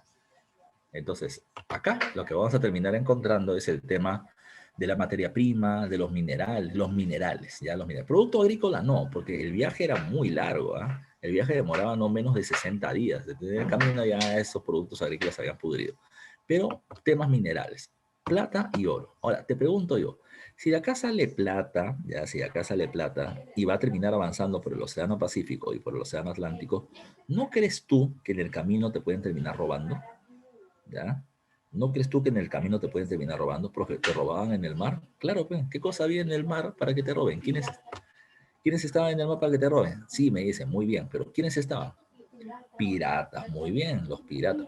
Pero no solamente habían piratas, ¿no? No, vikingos no, ¿ya? Los corsarios, ¿ya? Los corsarios, piratas y corsarios. Entonces, miren ustedes, ¿cuál es la semejanza entre el pirata y el corsario? Los dos son ladrones en alta mar. Ajá. Entonces, el pirata, como dice acá mi hija, es así, ¿no? Los piratas terminan siendo un grupo de pirañas, ¿ya? Si lo quieres poner así. Tienen embarcaciones pequeñas y medianas, ya pequeñas y medianas, perseguían a esta embarcación española, la rodeaban, subían y terminaban robando y con las mismas se iban. Todo lo que ellos robaban se lo repartían entre ellos. Ahora, llegó un momento en que tanto le robaban a España y los agarran de giles, ¿ya? Y España dijo, pues hombre, coño, ¿cómo puede ser para que no me roben? ¿Ya? Entonces lo que hicieron fue crear un sistema llamado el sistema de flotas y galeones. Entonces los españoles ya no permitían que las embarcaciones de América fueran de una en una, sino que terminaban esperando que haya un bloque de embarcaciones que llevaran productos hacia España, y ese bloque de embarcaciones comerciales se le llamaba flota. A esa flota ya la terminaba protegiendo una serie de barcos militares llamados galeones. Este sistema se llama flotas y galeones o navegación en conserva. Entonces, cuando los piratas se querían cerca, pum, a punta de cañonazo, los botaban. Ya lo botaban. Entonces, es ahí donde viene un reino, el reino de Inglaterra. Y le proponen a los piratas, ya, ustedes son buenos robando, pero no pueden competir contra la fuerza militar que tiene España. ¿Sabes quién puede competir contra ellos? Yo puedo competir. Yo tengo mis barcos para poder enfrentarlos a ellos. Entonces, ¿qué te parece, pirata, si yo te termino apoyando con uno o un par de barcos de guerra, ¿ya? Y por lo tanto, ¿ya? Entre los dos le robamos a los españoles. Eso sí, lo que se robe, mitad y mitad. Mitad para ustedes piratas, mitad para mí. Esos piratas apoyados por un reino se llaman corsarios, ¿ya? Corsarios. ¿Por qué te cobraba la mitad? Porque si no terminabas aceptando, ¿ya? Bonito más. Si no terminabas aceptando, entonces no te iban a terminar permitiendo robar, te iban a perseguir, no te quedaba otra más que aceptar. Y lo otro es que te terminaban dando otra cuestión, apoyo territorial y legal. Es decir, si un barco español te perseguía, pum, tú te metías a los territorios del reino y salía el reino, los barcos de guerra de este reino, a decir, ¿a dónde vas? Estoy persiguiendo al ladrón, ese pirata, pues, ¿estás persiguiendo en dónde? En mi dominios, te metes con él, te metes conmigo, pues. Ya, de tal manera de que así los terminaban protegiendo también. Era parte del sistema de corsariaje que se viene teniendo para la época. Dice, profe, si no me equivoco, por eso hicieron el Real Felipe. No, el Real Felipe se va a terminar estableciendo por una amenaza de ataque militar inglés. ¿Ya? Ahora, profe, ¿hay algún pirata o corsario importante? Sí, yo te diría a Sir Francis Drake. ¿Ya? Drake va a terminar siendo el corsario más famoso de Inglaterra, amante de la reina Isabel I de Inglaterra de aquel entonces. Es todo un caso, ¿ya? Es un caso interesante, pero no hay mucho tiempo para explicarlo nada más, ¿ya? Así que te dejo el bichito ahí para cuando quieras explorar un poco más. Otro. Además, la reina Isabel, que apoyaba a los corsarios, era la reina virgen. Ahora pregunta por qué, ¿no? Ahora investiga por qué. ¿Ya? No, es tremendo. Ahora, otra cuestión importante a tomar en consideración es esto. Otras actividades económicas terminan siendo, por ejemplo, acá me dice el comercio. Pero el comercio ya te hablé del comercio entre España y América, te hablé del comercio desde el Callao con los otros puertos de América del Sur, te dije que había comercio de contrabando, pero hay que tomar en cuenta otro factor, ¿ya? Por ejemplo, mira, la principal actividad económica del virreinato termina siendo la minería. Y recuerden que la corona española, ya la corona española, promovía la minería, ya promovía la minería. ¿Por qué? Porque era la que mayor cantidad de ganancias le dejaba. Porque la corona cobró un impuesto a la minería llamado con el nombre del quinto real. El 20% de la producción minera iba directamente al rey. Ahora, España, como te dije hace un rato, tenía dos grandes minas. Potosí, ya de donde se sacaba plata, y Huancavelica, de donde se sacaba mercurio para purificarla. ¿Ya? Y la corona española ganaba mucho. Pero recuerden un dato que es fundamental para esto. ¿Quién trabaja o quién extrae los minerales, los metales? Lo termina extrayendo el indígena como trabajador, ¿ya? Ahora, trabaja en Potosí, más de 4.000 metros de altura, al fondo, en el cerro de Potosí. ¿Qué necesitaban? Uno, para soportar el frío, trago, ¿ya? Aguardiente, ¿ya? Aguardiente. Pero además de eso necesitaban, para poder tener energías y seguir trabajando, tenían que chachar coca. Así que la ruta del aguardiente y la coca terminaba siendo importante. La ruta del obraje, llevarle ropa a la gente en Potosí, era otro negocio. Y había toda una ruta comercial importante. Cusco-Potosí. Cusco-Potosí, ¿ya? Se traía ropa, por ejemplo, ¿de dónde? De Ecuador, de Quito, ¿ya? La ropa pasaba de Quito a Trujillo, de Trujillo a Lima, de Lima a Cusco, de Cusco a Potosí. Esa era toda la ruta comercial, ¿ya? Y por lo tanto, si tú llegabas a Potosí, ahí estaba la plata, y ahí la gente terminaba pagando, ¿ya? Así que de ahí se terminaba distribuyendo toda la ganancia. Había toda una inmensa ruta comercial y productiva en el territorio americano, producto de la plata de Potosí, que era muy importante para el desarrollo económico virreinal, ¿ya? Por otro lado estaba el tema de los obrajes. Un gran negocio que los españoles vieron desde el principio era la ropa. ¿Ya? La ropa siempre es negocio. ¿Ya? Pero, ¿qué pasó? España, terminó planteando al principio, uy, yo le voy a vender ropa a todos los americanos, hay un montón de americanos que van a comprar. Pero luego se dieron cuenta que no tenían capacidad de producir para todos.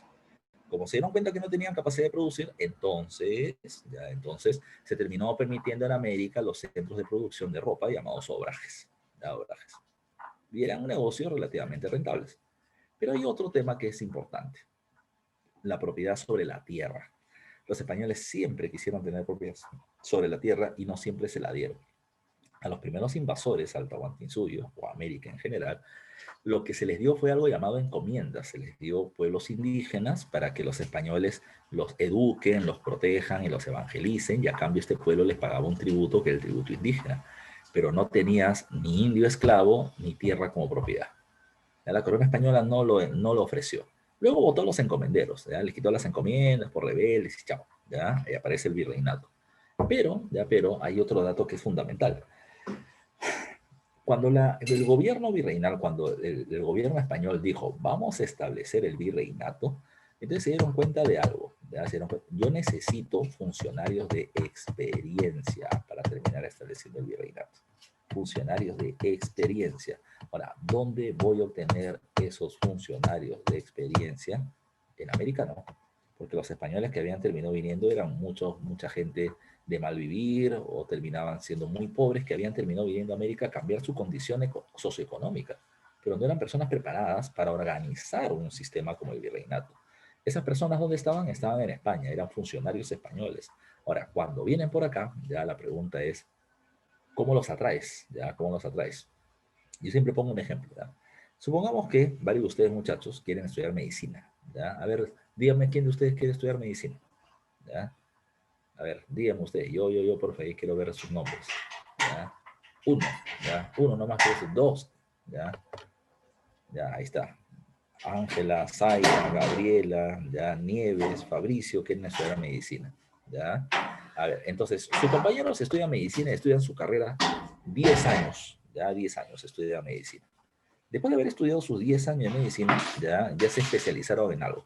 Supongamos que te especializas en oncología, vas a tratar cáncer. Y te preparas 2 años más y vas a terminar haciendo oncología renal, ¿ya? Oncología de riñones, te vas a súper especializar en eso. Entonces, tú vas a terminar trabajando en una clínica reconocida, la Ricardo Palma, la Sana, ya, la Good Hope, etc. Y a ti te terminan pagando un sueldo de 14.000 soles mensuales, ¿ya? Sueldo nada despreciable, ya nada despreciable. 14.000 soles mensuales, lo que yo gano en el APU más o menos, ¿ya? Ahora, tomen en cuenta, te pagan todo eso. Ahora, ya viene un norteamericano, ya, que tiene una clínica en Miami y te dice, oh, tú ser un doctor muy reconocido, ya yo te voy a pagar, ya no 14.000 soles, sino te voy a pagar 15.000 soles si tú vas a trabajar a mi clínica allá en Miami, ya. Entonces, mira, si yo gano 14.000 por 1.000 soles más, no me voy a terminar yendo a los Estados Unidos, ¿ya? ¿Por qué? Profesor, ¿por qué no? Bueno, porque por 1.000 soles más yo voy a dejar mi familia, mis amigos, el fulbito, el fulbazo y todo lo demás. No quiero, ¿ve? Ahora, si no me ofrece 14.000 soles, si no me termina ofreciendo 20.000 dólares, yo ya estoy ya en el aeropuerto, sin ropa, ya me voy yo al toque, ya, porque van a terminar pagando mucho dinero. Es lo que mismo que te va a pasar acá. Cuando la corona establece el virreinato, necesita funcionarios con experiencia. ¿Quiénes son esos? Funcionarios del gobierno español allá en España. Así que los tengo que traer acá a América y los voy a terminar trayendo, ya los voy a terminar trayendo con una serie de beneficios. Por ejemplo, si tú allá en España eras conde, acá te voy a terminar trayendo como duque o como marqués. Si tú ya ganabas 5.000 pesos, acá te traigo con 10.000. Si tú ya tenías 20 hectáreas de tierras, acá te ofrezco 300. ¿Ya? La cuestión era atraerlos hacia un territorio que recién se estaba formando. Y ahí recién comienzan a dar títulos de propiedad sobre la tierra. Cuando el rey daba título de propiedad sobre la tierra, ese título tenía nombre y se llamaba Merced Real. ¿Ya? Merced Real es el título sobre la propiedad sobre la tierra que te daba el rey.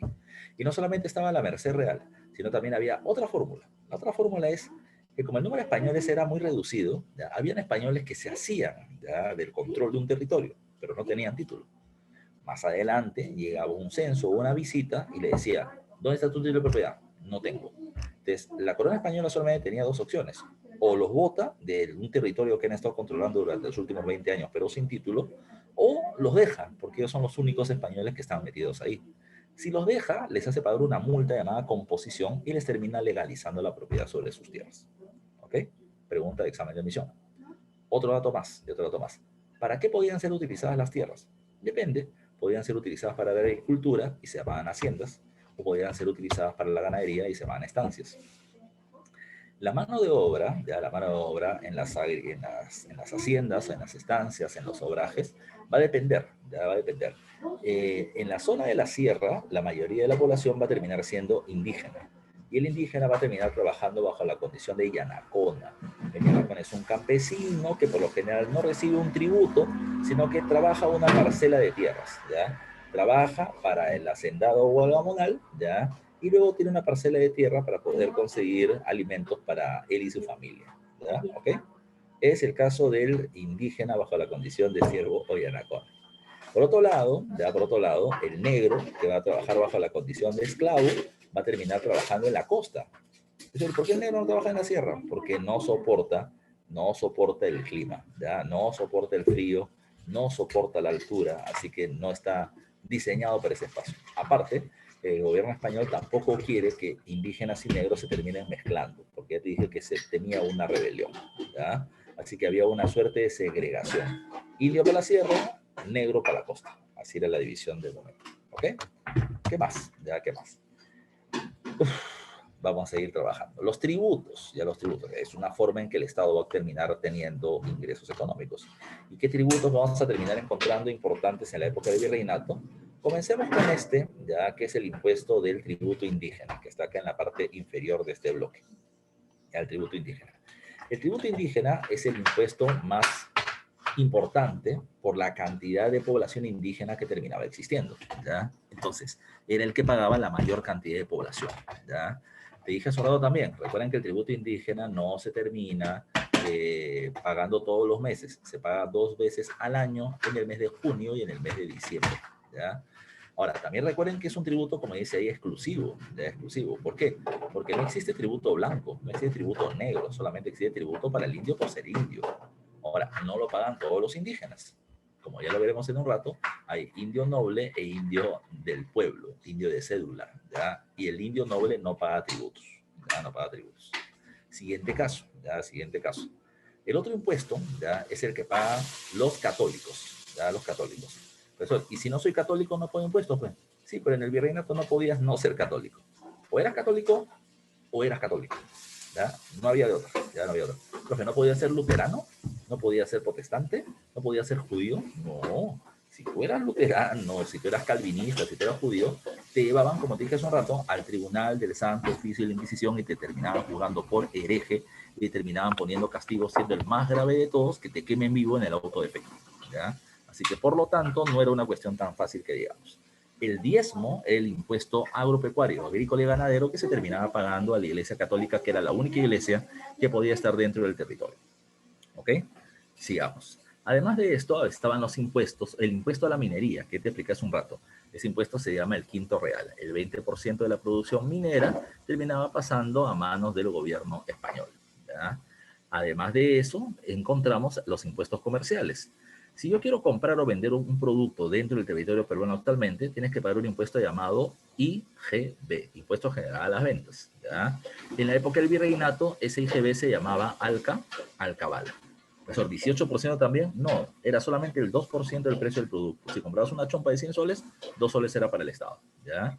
Ahora, si yo quiero terminar trayéndome, no sé, una laptop gamer, ya, así de alta gama, ya, esa no la voy a terminar encontrando en Wilson, ¿ya? La voy a terminar trayendo, no sé, de Estados Unidos o de Japón o de Alemania, ¿ya? Como la voy a terminar trayendo, la voy a terminar comprando y la voy a terminar trayendo hacia el Perú, ese producto, cuando yo lo traiga, va a terminar quedando retenido en una institución llamada aduanas. Si yo quiero que pase a mis manos, tengo que terminar pagando precisamente las aduanas para que termine regresando a mí. Es lo que vamos a encontrar también en la época del virreinato. No se pagaba aduanas, ya, sino lo que hoy he llamado aduanas se le conoce con el nombre de almojarifazgo, ¿ya? No se olviden ese nombre, almojarifazgo, el impuesto por el comercio internacional, ya sea por exportar o importar. Hay otros impuestos más, que hay que tomar en cuenta, que han sido pregunta de examen de admisión. La media anata. La media anata la pagan los funcionarios del gobierno. ¿De dónde viene ese nombre, profe? Media viene de mitad, ¿ya? La mitad de tu sueldo, y la segunda parte es anata, anata viene de año, la mitad de tu sueldo de los primeros 12 meses de tu primer año de trabajo terminaban siendo entregados al gobierno, ¿ya? Al gobierno virreinal como tributo. También está otro, que no sé si conoces. ¿Conoces el cabezón? ¿Ya? El cabezón terminaba siendo más que un impuesto, era una multa. Ya era una multa, profesor. ¿Cómo es eso? ¿Ya? ¿Cómo es eso? Si tú eras dueño de tierras agrícolas en el campo, de tierras rurales, y por ejemplo tenías 100 hectáreas de tierras, pero de las 100 hectáreas tú terminabas cultivando, ¿ya? Tú terminabas cultivando 80 y 20 no, el gobierno te cobraba una multa por esas 20 hectáreas que no cultivabas. Esa multa o impuesto se llamaba cabezón. Así que ya te hice conocer el cabezón muy bien, ¿ya? Ahora, otra cuestión. Ya hablamos de esto que está abajo, ¿eh? Recuerden, el comercio entre España y América era regulado por la Casa de Contratación de Sevilla y el impuesto, por ejemplo, en el Virreinato del Perú, desde Perú a Ecuador, a Colombia, Argentina, Chile, se maneja mediante el Tribunal del Consulado. No te olvides tú. A ver, dime Estefano, ¿ya? Dice, no entendí que era el cabezón. A ver, de nuevo te voy a mostrar el cabezón, ¿ya? Miren ustedes, ¿ya? El cabezón termina siendo el impuesto, ¿ya? El impuesto o la multa por no usar, ¿ya? Por no cultivar parte de tus tierras agrícolas, ¿ya? Si tú tenías 100 hectáreas y cultivabas 80, por aquellas 20 que no terminabas utilizando, multa. Y esa multa se llama cabezón, ¿ya? Pregunta de examen de admisión. ¿Ya te quedó claro cómo es el cabezón? ¿O de nuevo te lo muestro? Ya, perfecto. Ya le quedó claro a Estefan el cabezón. ¿Ya? Ahora, ¿qué más hay que tomar en cuenta? ¿Ya? Vamos a la organización social. ¿Ya? Uy, el virreinato es un tema gigante, hermoso, es bacán. ¿Ya? Pero como le dije, ¿qué cosa es lo que te pide el examen de admisión? Te pide datos muy concretos. ¿Ya? No te pide un proceso para entender los cambios y la dinámica social. No, sería mucho más bacán. Pero es algo que tú vas a terminar viendo en la universidad cuando estés en tu curso de estudios generales y demás. ¿Ok? Vamos, ya vamos. La sociedad virreinal se puede entender ya de muchas maneras, pero comencemos con esto de que la sociedad es una sociedad tripartita, dividida en tres niveles, ya, niveles. Un primer nivel o una primera forma de división sería por raza, ya, blanco, indio, negro, ya, donde el blanco termina teniendo la mayor jerarquía, ya. Ahora, está por linaje. Si eres noble, ya seas noble peninsular o español, noble criollo o americano y noble indígena, los caciques también, ellos también son nobles, y entre ellos una jerarquía, porque eran nacidos en España, eran blancos nacidos en España, blancos nacidos en América, o eras indio. Entonces también entre ellos había jerarquía. Estaba el noble, el no noble, que podía ser el indio y el mestizo, y el esclavo, ¿ya? El esclavo, ¿ya? Ese también terminaba siendo otra jerarquía. La ocupación, ya la ocupación. Tú puedes ser virrey, oidor, corregidor, ya corregidor, podía ser abogado, letrado, etcétera, pero también podía ser artesano, también podía ser esclavo. Si te das cuenta, en todos termina existiendo una jerarquía, ya, una jerarquía. Ahora, miren ustedes, ya miren ustedes. Al principio la corona española intentó establecer un sistema segregacionista, separar a la población, ¿ya? Separar a la población por raza, ¿ya? Por raza. Entonces, ¿cómo era esto, profe, la segregación? La idea era que los blancos vivan en las ciudades y los indios vivan en el campo. Los blancos vienen teniendo a su alcalde en el cabildo y el indio tiene a su cacique en la reducción. ¿Ya? En la reducción. La idea era separarlos y cada uno de ellos con sus respectivos funcionarios, con sus respectivas leyes y con sus respectivos impuestos, ¿ya? Recuerden, el indígena paga tributo indígena, pero el blanco no. Una forma de compensar al indígena es que él no pagaba el cabala, que era el impuesto al comercio. Entonces, habían ese tipo de condiciones. Pero en la práctica nunca pudo funcionar. Otra cuestión, repito, la segregación era blanco, indio, negro, cada uno por un lado. Profe, nunca vivían juntos. Si vivían juntos pero no revueltos, ¿ya? Cada uno de ellos tiene una función específica, ¿ya? Por ejemplo, el amo blanco era el dueño de una hacienda, y venía teniendo los negros, que eran los esclavos, y los indios, que eran los sirvientes. Podían vivir en un solo espacio, pero cada uno tiene una función específica. Ubícate, esa era parte de la jerarquización social, ¿ya? Ahora, como le decía a los compañeros del salón anterior, uno de los elementos importantes de esta organización terminaba siendo la mujer blanca, ¿ya? La mujer blanca era fundamental, porque gracias a la mujer blanca, los blancos se podían reproducir entre ellos, ya teniendo blanquitos que sean la jerarquía social. Profe, una pregunta, ya, ¿y los negros no se podían cruzar con la mujer blanca o los indios con la mujer blanca? Eso era bien difícil, ¿ya? La mujer blanca terminaba siendo el patrimonio más importante y la protegían como sea. Cuando la eran adolescente, 10, 11, 12 años, al convento a la mujer blanca, ¿ya? ¿Y por qué la terminaba metiendo al convento? Para luego terminar ofreciéndola al mejor postor. Por eso la iban a vender, ¿ya? No exactamente, le iban a ofrecer matrimonio, que era casi la misma situación, ¿ya? Cuando la mujer ya comenzaba a menstruar, 15 años en promedio, ¿ya? La terminaban ofreciendo matrimonio. Le hacían su quino respectivo, ¿ya? Y la terminaban mostrando en sociedad. Aquí está mi hija, de familia noble o familia rica, miren, termina siendo la mujer blanca, y por lo tanto podemos hacer pactos, ya pactos. Yo me caso con una, o sea, yo ofrezco a mi hija a alguien de otra familia noble, importante, para poder sacar la mayor cantidad de ventajas posibles. Acá no es que tú te vas a casar con el hombre que quieres, no, eso no existe, ya eso no existe. Su compañera Gabriela me dice, profe, qué horrible, es que así pasaba, ya así pasaba. Y esa es una tradición que nosotros todavía seguimos, ¿eh? Por ejemplo, el quino de a los 15 años no es la fiesta por tradición. El quino de la Edad Media era eso, Yo entrego a mi hija ya menstruante, por lo tanto que ya puede tener hijos, y la ofrezco en matrimonio. ¿Quién ofrece más? ¿Quién ofrece más? ¿Ya? Repito, no la vendían como esclava, simplemente hacían pactos para que se casen entre ellos para terminar sacando ventajas, beneficios sociales, económicos, políticos, etcétera, ¿ya? Su compañero dice, esto no es Disney, claro, esto no es Disney, es la vida real, ¿ya? Dura, ya dice, se nota que las mujeres no eran valoradas en esa época. Es que sí tenían valor, ¿ya? Pero valor para el matrimonio, ¿ya? Entonces, no juzgues en la historia de un factor importante que no puedes terminar viendo el pasado con los ojos del presente, ¿ya? No puedes terminar viéndolo así. Tienes que entender toda realidad en su contexto, Ahora, Profe, y a las mujeres no las educaban para que estudien, para que progresen, para que sean ingenieras, doctoras, abogadas, historiadoras. No, no, no, no existía ese concepto, ¿ya? La mujer terminaba siendo educada, ¿ya? Para terminar siendo como la Virgen María, ¿ya? Una mujer virgen, ¿ya? Virgen hasta el matrimonio, ¿ya? No solamente virgen, ¿ya? Sino que además de eso, tenía que ser sumisa al varón, ¿ya? El varón está trabajando y la mujer limpia la casa, ¿ya? En ese caso, no solamente eso, sino que tenía que tener... Estoy vacilando a mi novia. Ahora, tomen en cuenta que justo está limpiando, por eso le iba a hacer por molestarla. Entonces, en ese caso, ya, profe, tú eres machista, ya tú no limpias. No, yo también limpio, también lavo y también cocino, ya, pero ahorita estoy trabajando, así que por eso no lo puedo hacer. Pero en ese caso, insisto, todas estas terminan siendo factores. La mujer tenía que ser virgen, sumisa al marido, ella tiene que tener una vida doméstica, ella tiene que cuidar a los hijos, limpiar la casa. Son los valores de la Virgen María que se le va a enseñar a las mujeres, ¿ya? Pero insisto, ¿por qué la terminaban guardando no solamente para ofrecerlas luego, sino también para evitar que queden embarazadas, ¿ya? Porque si quedan embarazadas antes de casarse, perdían valor, si lo quieres terminar llamando así. Y menos que se crucen con alguien que no es de su raza, ¿ya? Con un negro, con un indio, no, ya, no, no, no.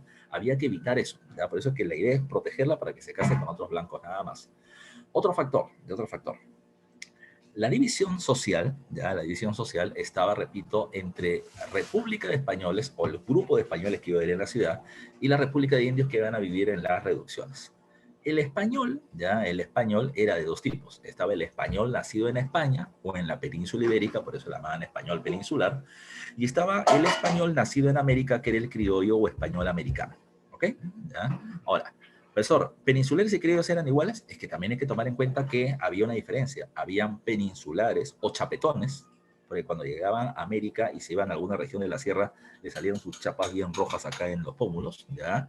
Estos patas podían ser o no ser nobles. Estaba el noble peninsular y el noble criollo, y estaba el español y el criollo que no eran nobles. Ya hay que tomar eso en cuenta. Otro dato a tomar en consideración.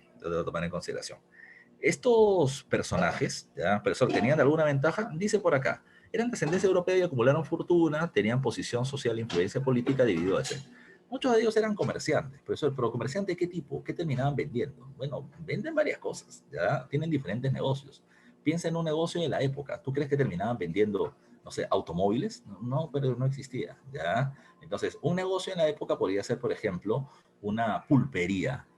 Profe, que es un lugar donde venden pulpos. No, la pulpería terminaba siendo el lugar donde era como una tienda del barrio, ¿ya? Esa es la pulpería. La chingana era el lugar donde iban a tomar. La chichería terminaba siendo el restaurante, ¿ya? Había un taller de sastre, un taller de zapatería, ¿ya? Habían diferentes negocios. Y esos negocios eran rentables. Te daba plata, pero no te vas a convertir en millonario con eso. Ahora, si manejabas comercio en el tribunal del consulado, ahí se terminaba siendo muy rico. Y muchos de esos que yo, por ejemplo, terminaban comprando título de nobleza y cargo de gobierno, logrando tener una ascendencia social. Profesor, si era noble, ya sea español o criollo, ¿puedo obtener cargo de gobierno? Por supuesto. ¿Cuáles eran los cargos más importantes que dije hace un rato? Corregidor o jefe de provincia, oidor o juez y virrey. Los españoles peninsulares pueden tener cualquiera de esos cargos. El criollo noble no. El criollo noble puede ser corregidor, puede ser oidor, pero virrey no. Es decir, un cargo exclusivo solamente para los peninsulares. ¿Ok? Ahora, así como están ellos, está la República de Indios, que supuestamente viviera en el campo, dirigido por un cacique en una reducción. Pregunta, ¿el indio era considerado igual al español? Y la respuesta es más o menos, ya, más o menos. Creo que te dije hace un rato, si no te lo repite. Durante muchos años se terminó debatiendo ya si es que el indio tiene o no tiene alma. Y después de 10 años de discusión, se logra imponer la idea de que el indio también tiene alma y es humano, ¿ya? Como el español. Pero aguanta, si tenemos alma y somos humanos como el español, entonces somos iguales a él y podemos acceder a los mismos cargos de gobierno. Ahí donde el español dijo, pues, ¿y ahora cómo hago para terminar diciéndole que no? Entonces van a decir, ya, mira, lo que pasa es que ustedes indígenas terminan siendo cristianos, terminan siendo humanos, sí, pero recién están conociendo a Cristo, ¿ya? Porque recién están siendo evangelizados. Entonces ustedes son cristianos nuevos, ¿ya? Que tienen que ser guiados por nosotros, cristianos antiguos, para el desarrollo de su alma. Entonces, por lo tanto, el indígena era considerado como un humano menor de edad que tenía que hacer lo que su hermano mayor, el español, termine mandándole. O sea, bajo este argumento racista se termina estableciendo esta condición, ¿ya? Ahora, el indio podía gobernar sobre otro indio, pero no podía gobernar sobre un blanco, porque es un menor de edad, pues no le puede decir a su hermano mayor qué hacer. El indio que gobernó a otro indio era el noble indígena, que es el cacique y sus descendientes, que además de eso tienen acceso a la educación, al igual que los nobles, que los españoles y los criollos. Pero, profesor, estudiaban juntos, un español peninsular estudiaba en el mismo colegio, en la misma carpeta, con un indio noble. Eso no pasaba nunca, ¿ya? El indio noble tenía su colegio para indios, ¿ya? Que es el colegio El Príncipe en Lima o el San Francisco de Borja en el Cusco. Pero ubícate porque tu posición social es diferente, ¿ya? Así que, ¿qué le enseñaban, profe, al cacique cuando iba a estudiar? Le enseñaban a que entienda que él es un blanco encerrado en cuerpo de indio. ¿Ya? Profesor, ¿a qué te refieres? Es que le enseñaban a que él era un funcionario importante del gobierno. Tú, cacique, eres la bisagra entre lo que desea el gobierno español y la mano de obra de la población. Por lo tanto, tú tienes que organizar al pueblo para que trabaje a favor del gobierno. No tienes que organizar al pueblo para que se rebele contra el gobierno, ¿ya? Tú estás a nuestro favor. Le enseñaban a que él era un español. Le hacían aprender castellano, ¿ya? Le hacían vestirse y comportarse precisamente como si fuera un español. Eso cuando estaba en las ciudades. Cuando estaba en su pueblo, hablaba quechua, ¿ya? Y se comportaba en sus tradiciones. Pero en la ciudad tenía que ser letrado, tenía que ser una persona que se comporte como si fuera un español más, ¿ya? Y tenían que manejarse en esos ámbitos, si es que querían tener roce social, si querían tener poder. Era parte de las dinámicas de convivencia. Ahora, ¿qué más hay que tomar en cuenta con respecto al caso? Los indios estaban divididos en dos, el indio noble y el indio que no era noble. El indio que no era noble se llamaba indio del común, ¿ya? Indio del común. Y el indio del común, ya, también era llamado indio de cédula. Por eso, ¿por qué el nombre? Lo que pasa es que si yo nací en Lima, mi nacimiento era registrado en la cédula de Lima. Y como era registrado en la cédula de Lima, por tanto, yo voy a terminar voy a terminar trabajando o mitando en el lugar donde ha sido registrado mi nacimiento. Ah, profe, entonces así los explotaban. Sí, pero recuerden que las leyes españolas terminaban teniendo muchas limitaciones, muchas limitaciones. La gente, el abogado, a ver quién quiere estudiar derecho por acá, de los chicos que están en el aula, a ver quién me dice yo, quién dice yo, ¿ya? Los abogados trabajan con algo llamado vacío legal, ¿ya? Vacío legal. ¿Qué significa? Que las leyes a veces están mal hechas, y ellos van a trabajar con ese error de la ley para terminar beneficiando a sus patrocinados. Entonces, ¿cuál es el vacío legal del indio de cédula? Si yo nací en Lima, estoy obligado a tributar en Lima. Ya, profe, ¿cuál es el problema? Claro que si yo estoy en Lima, ya, y no quiero tributar, me voy de Lima. Ya, me voy de Lima, me voy a Cusco. Los que nacían en Cusco se iban a Piura, los que nacían en Piura se iban a Puno. Y todo el mundo se iba de un lugar a otro para evadir el tributo indígena. Ah, profesor Mosca, recontra, ¿tú crees que son tontos? ¿Ya? O sea, ese es un problema que se nos ha educado mal, ¿ya? Que es de que como el indígena terminaba siendo explotado, era tonto, lo agarraban de tonto siempre. Hay gente que va a ser explotada, pero hay gente que es muy viva, hay gente que es muy viva. Se iban de un lugar a otro. El indígena que iba a otro lugar, al lugar donde llegaba lo llamaban forastero. El forastero es alguien que viene de afuera, de otro territorio. Ese forastero no paga tributo indígena y así evadían el impuesto. ¿Ya? Profe, dos preguntas con eso. ¿Ya? Dos preguntas. Profe, ¿y el lugar donde llegaban no había un corregidor? ¿Y ese corregidor no se da cuenta que se le estaba yendo gente y estaba perdiendo tributos? Sí se da cuenta. Profesor, ¿y por qué no hacía nada? Porque no le conviene. Profesor, ¿cómo que no le va a convenir si está perdiendo gente que puede pagar impuestos? No te preocupes, ahí el perjudicado es el gobierno, porque si hay gente que no paga impuestos, el que no cobra los impuestos es el gobierno central. ¿Qué hacía el corregidor? Le decía, tú eres forastero, bacán, ¿de dónde eres? ¿De dónde eres? Estamos acá en Puno, tú eres de Junín, bacán, yo te puedo regresar a tu pueblo, pues no lo va a hacer, ¿ya? Pues no lo va a hacer, pero a cambio de eso, mira, yo te ofrezco acá un vasito, ¿ya? Te ofrezco un vasito. ¿Sabes cuánto te cuesta este vasito? Este vasito te cuesta 100 soles, ¿ya? Eso, pero ¿cómo le vas a terminar cobrando 100 soles por un vasito que vale 4? No te preocupes, el indígena va a tener que ponerse a pensar. Si yo regreso a mi pueblo, voy a tener que pagar de tributo indígena 500, ¿ya? Pero si le compro al corregidor este vasito por 100, me ahorro 400, ¿ya? El indígena evitaba pagar tanto tributo, el corregidor se hacía de un montón de plata vendiendo estos productos, basura que le enviaban a España, y el que perdía era el gobierno central. Eso, el corregidor no se supone que tiene que beneficiar al gobierno central, se supone, ya se supone, ya. Así como los alcaldes tendrían que terminar beneficiando a la población, así como los que trabajan en los ministerios deberían beneficiar a la población y ya terminar teniendo las vacunas para el coronavirus y no tenemos, ya. Entonces, se supone que, pero no pasa, todo el mundo está jalando por su cuenta. Por eso le decía, los niveles de corrupción, y espero entiendas, ese en el virreinato eran gigantes, ya, gigantes. No es nueva la corrupción que tenemos, es nuestra herencia colonial, ya.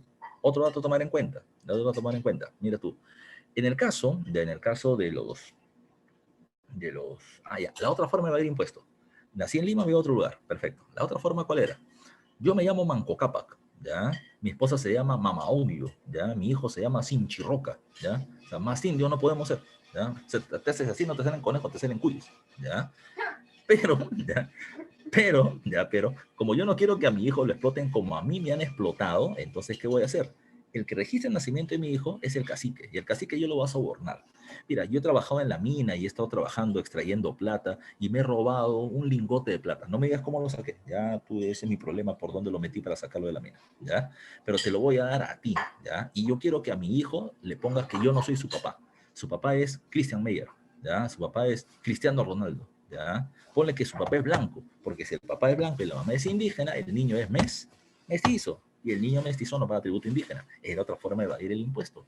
Todo el mundo buscaba sacarle la vuelta a la ley al gobierno. Todo el mundo se hacía el pobrecito. Otra cuestión, el esclavo. El esclavo. Los esclavos solamente eran la población negra, o traído del África, o descendiente de africanos. La mayoría venía de la zona de Guinea, ¿ya? De Guinea, de una tribu llamado los Mandinkas, ¿ya? Los Mandinkas, porque me suena, Mandingo. Si te suena eso, deja de ver videos en el internet, ¿ya? Pero, esta población terminaban siendo los esclavos. Profe, ¿por qué no esclavizaban, ya? ¿Por qué no esclavizaban al indio? Porque el indio tiene alma y es humano, el negro no, el negro no. No te estoy diciendo que no lo sea, sino que se decía que no lo era, ¿ya? Ahora, profesor, ¿el negro venía como trabajador esclavo? Sí, ¿ya? ¿Por qué? Porque tiene sangre esclava, ¿ya? No porque es negro, porque tiene sangre esclava. Y como tiene sangre esclava, la condición de esclavitud se termina transmitiendo por la sangre. Hijo esclavo, nieto esclavo y así sucesivamente. Profesor, ¿y para qué venían los esclavos? Uf, ya diversas tareas, ¿ya? Tarea, por lo general, mano de obra en las haciendas de la costa. También podían ser sirvientes, ¿ya? Sirvientes, cocineros, acompañantes de las mujeres o de las amas, etcétera, ¿ya? Pero hay otros que tienen otro tipo de trabajo así, esforzados. Pobre su vida, ¿ya? Estaban los negros padrillos, ¿ya? Padrillo, profe, ¿quién es un negro padrillo, profe? Del negro padrillo terminaba siendo el negro esclavo que era muy fuerte físicamente, ¿ya? Y terminen haciendo que las mujeres negras tengan hijitos con él. Su tarea era tener sexo con las esclavas para que les puedan terminar generando esclavos fuertes, mano de obra fuerte a los amos. Ese era su trabajo esforzado, pobre de su vida, ya, pobre de su vida. Ahora, eso es lo que pasaba con el caso del amo, ¿ya? Ahora, ¿qué más hay que tomar en cuenta con ellos? Hay muchos esclavos que terminan siendo muy explotados laboralmente y quieren escaparse. Si se logran escapar, cosa que era difícil, ya, del lugar donde eran explotados, se llamaban cimarrones. Ahora, si se escapan y los capturan y los devuelven, uy, les iba muy mal. Castigos. Entonces, ¿qué castigo le podían dar? Mínimo 20 azotes. Azote con látigo, no es correazo, ¿ya? No es correazo. No es como algún familiar tuyo que te puede haber pegado con correa, con manguera, ya, con cable de cable mágico, ya, o de internet. No.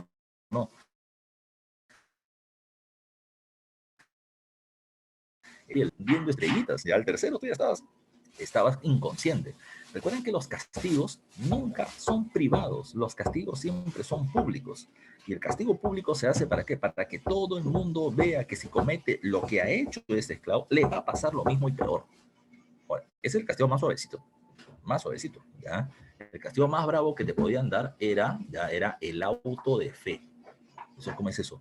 Por tener mucha creencia en Dios, ¿te daban un auto? No. El auto de fe, es cuando te quemaban vivo. El auto de fe te quemaban vivo, ¿ya? En la hoguera, ¿ya? Y eso era sobre todo, ya no para el caso disculpa, estoy hablando de la Inquisición. Para el negro, el peor castigo que te podían dar era ponerte la carimba caliente. ¿Y eso qué cosa es? Así como era el sello de la hacienda donde tú trabajabas o las iniciales de tu amo, te lo terminaban poniendo en fierro, al rojo vivo, así. Te terminaban quemando la piel, ¿ya? Para que sepan quién es tu amo. Así era el abuso. Ahora, estos cimarrones que se escapaban, al principio terminaban siendo bandoleros. Eso, ¿a qué te refieres con bandolero? Bueno, lo que hacían estos patas era, como no podían trabajar en cualquier cosa, robaban en el camino. Si había un grupo de gente que terminaba vendiendo productos de un lugar a otro, terminaban agarrando en el camino unos cuantos negros y te robaban. Pero cuando el número de cimarrones terminaba creciendo, ya no eran 2 o 5 o 10 o 20, sino eran 50, 100, 200, 300, ellos ya terminaban formando su barrio, ¿ya? Su barrio de cimarrones. Y ese barrio de cimarrones, que era el refugio de los cimarrones, se llamaba Palenque. El Palenque era un lugar inaccesible en castellano. Así como en tu barrio tú puedes terminar teniendo una zona brava en tu distrito, donde tú dices, por ahí no paso porque roban, matan, violan, ¿ya? Y tú dices, violan, sí paso. No, no vas a pasar porque te van a terminar maltratando, ¿ya? Entonces, así como hay barrios bravos, ¿ya? Es lo mismo que pasaba acá. Esa era la imagen que se venía a tener Palenque. El barrio de los ex esclavos que nadie quería entrar ahí. Ahora, si venía un corregidor nuevo que no conocía la zona y terminaba viendo un par de negritos que estaban trabajando la tierra y le decía, hey, ¿ustedes de dónde son? Para llevarlo donde sus antiguos amos, comienzan a correr los negritos, entra el corregidor detrás. Si los termina rinconando de una pared y le dice, díganme ustedes de dónde son para llevarlos, los negros decían, no señor, usted no me va a llevar. ¿Pero por qué no, negro malcriado? Usted, atrás, 200 putos guadalupes. ¿Ya? 200 yuau de JB, así, andazo. Ese corregidor no iba a salir de ahí. Y si sale, sale en silla de ruedas, él y el caballo. ¿Ya? Así que va a ser el lugar inaccesible. Ahora, lo otro para terminar, el mestizaje. Producto del mestizaje o de cruces raciales va a terminar naciendo este llamado con el nombre de las castas. ¿Ya? Las castas son más de 50, ¿ya? Y eso en el cruce de los tres, digamos, grupos raciales básicos, si queréis llamarlo así. Indio más blanco, ya, bueno, indio más blanco no, ¿ya? Indio con blanca o blanco con india, no indio con blanco, de ahí no sale nada, ¿ya? Del indio con la blanca, ¿ya? O del blanco con la india salía el mestizo. Yo siempre pongo este ejemplo. Cuando yo estudié en el colegio hace muchos años atrás, mi profesor me decía, el mestizo nace producto de la violación del blanco con las mujeres indígenas. ¿Es cierto, profe? Sí, sí, pero no todos, ¿ya? Pero no todos. Hay que tomar en cuenta que hay muchas indias nobles, ¿ya? De diferentes regiones del Tahuantinsuyo, como las indias del Cusco, que terminaban siendo herederas de propiedades, tenían terrenos, etcétera. Pero la ley española no les permitía a ellas tener propiedades, sí a los hombres. Entonces ellas se terminaban casando con un español para terminar asegurando su propiedad. Entonces, no es que el blanco violaba a la india también se casaba con el blanco para poder mantener sus propiedades, ¿ya? Ahora, por otro lado, ya no tiene que ser necesariamente violación, puede ser otro factor.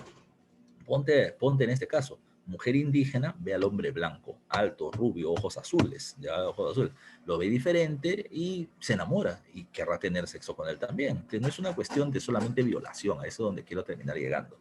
Profe, indio con blanca, difícil. Como te decía, lo que se buscaba es que la mujer blanca sea exclusiva para los hombres blancos y se les inculcaba ideas racistas para que no se terminen metiendo con alguien que no fuera de este color, que no fuera blanco. Ahora, profe, blanco con negro, ya te dije, ya, blanco con negra o negro con blanca, ya, blanco, negro con blanco, lo único que va a salir ahí es un gran dolor, ya. En el caso de el blanco con la negra es esclava, ya, la negra es esclava. Profe, ¿cómo iba a tener sexo con la esclava? Podía ser por violación, pero así como podía ser por violación, también había otros factores, ya. En el virreinato la negra era símbolo de sensualidad, belleza, etcétera, ¿ya? El color, el tipo de cabello, la forma en la que bailaban, la gracia que tenían, decían que muchos blancos estuvieran locos por las negras. Y el blanco podía tener su esposa blanca, sus hijos blancos, se iban a la misa con ellos. La vida pública era con su esposa, pero entraba a la hacienda y su mujer era la negra, ¿ya? Vivía con la negra, tenía hijos con la negra, a los cuales no firmaba, ¿ya? Los ponía como su ahijado, si quiere, pero no era su hijo, ya no era su hijo, porque Dios perdona el pecado, pero no el escándalo, ¿ya? Y eso no se podía hacer, ¿ya? Otro dato más, profe. Y el negro con la blanca era difícil que suceda, pero existía. Era más fácil que la blanca se quiera meter con el indio. Era más fácil que la blanca se quiera meter con el negro antes que con el indio. Ahora, ¿qué cosa tenía el negro que atraía a la blanca? Seguramente bailaba bien, ¿ya? Ahora, otros factores a tomar en consideración, ¿ya? Otro factor a tomar en consideración es esto. ¿Qué salía del cruce, ya? Del cruce de blanco con negro, profe, plomo saldrá. No, de blanco con negro salía mulato o salía sacalagua.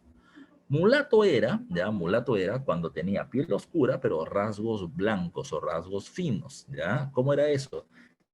Tenía la nariz perfilada, no tenía las fosas nasales anchas, ¿ya? Los labios no eran gruesos y el cabello no era ensortijado, ¿ya? Era medio onduladito nada más, ¿ya? Ahora, si tiene los rasgos de negro, ¿ya? Cabello, pasita, ¿ya? Nariz ancha y labios gruesos, pero piel blanca, se llama sacalagua. Del indio con blanco, mestizo. Del mestizo con indio, segundón o cholo, ¿ya? Del segundón con indio o india salía tercerón o chino. Del tercerón con india salía cuarterón, del cuarterón con indio quinterón, y así puede seguir hablando porque son más de 50 grupos raciales, ¿ya? Por otro lado, ¿ya? Por otro lado, está el sambo, la raza prohibida, indio con negro, ¿ya? Indio con negro o india con, ya, con negro. Tomen en cuenta de que, ¿por qué se llamaba así? Porque la idea era evitar que estos grupos se mezclen, porque eran, como le dije, los sectores más explotados de la época del virreinato. ¿Ok?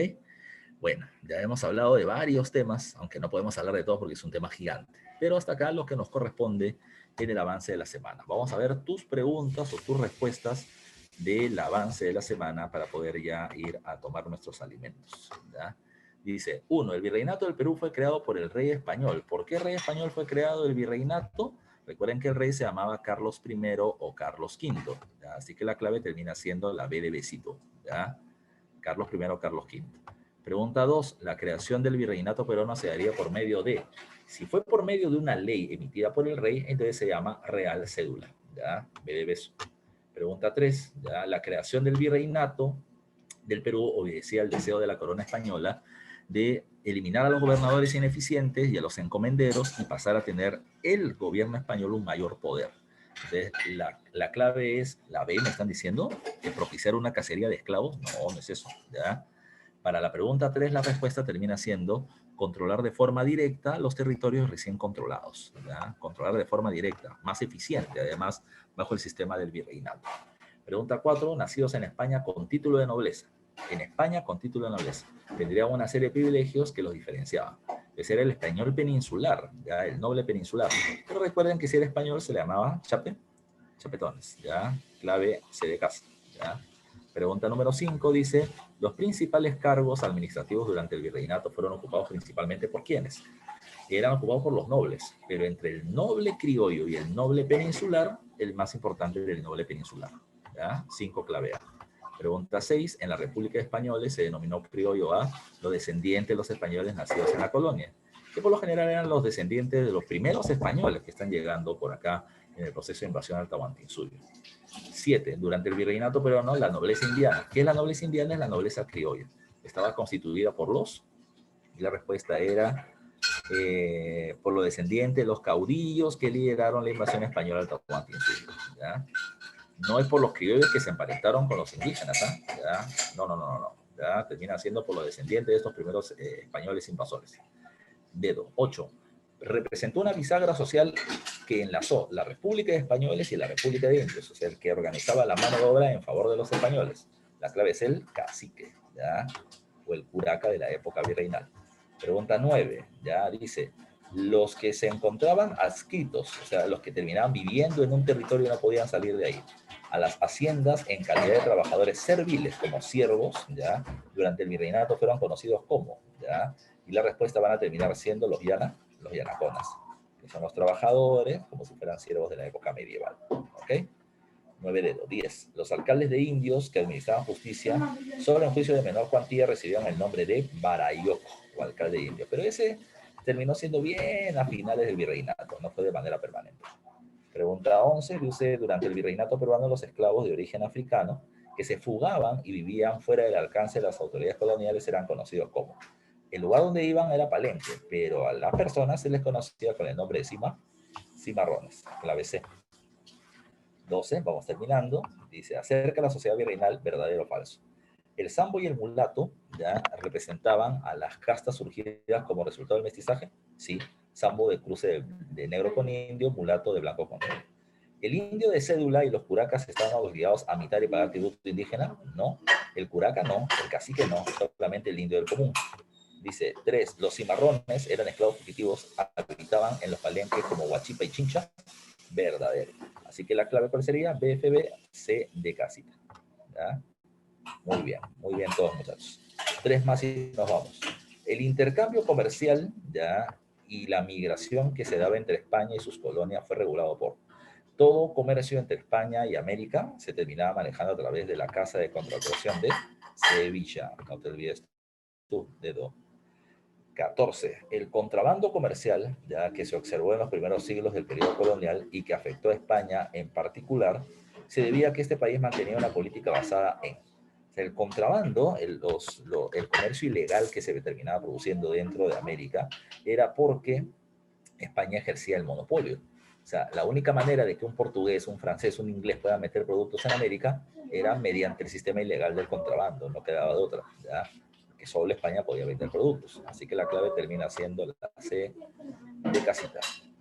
Última pregunta. Francisco de Toledo mandó juntar a los indígenas en unidades poblacionales denominadas. ¿Cómo se llamaban? A este solo territorio se le llamaba reducciones. ¿Ok?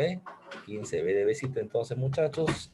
Así que tengan una buena tarde con B de besito, ¿ya? Y nos vemos la próxima semana que tenemos que ver el tema, ¿ya?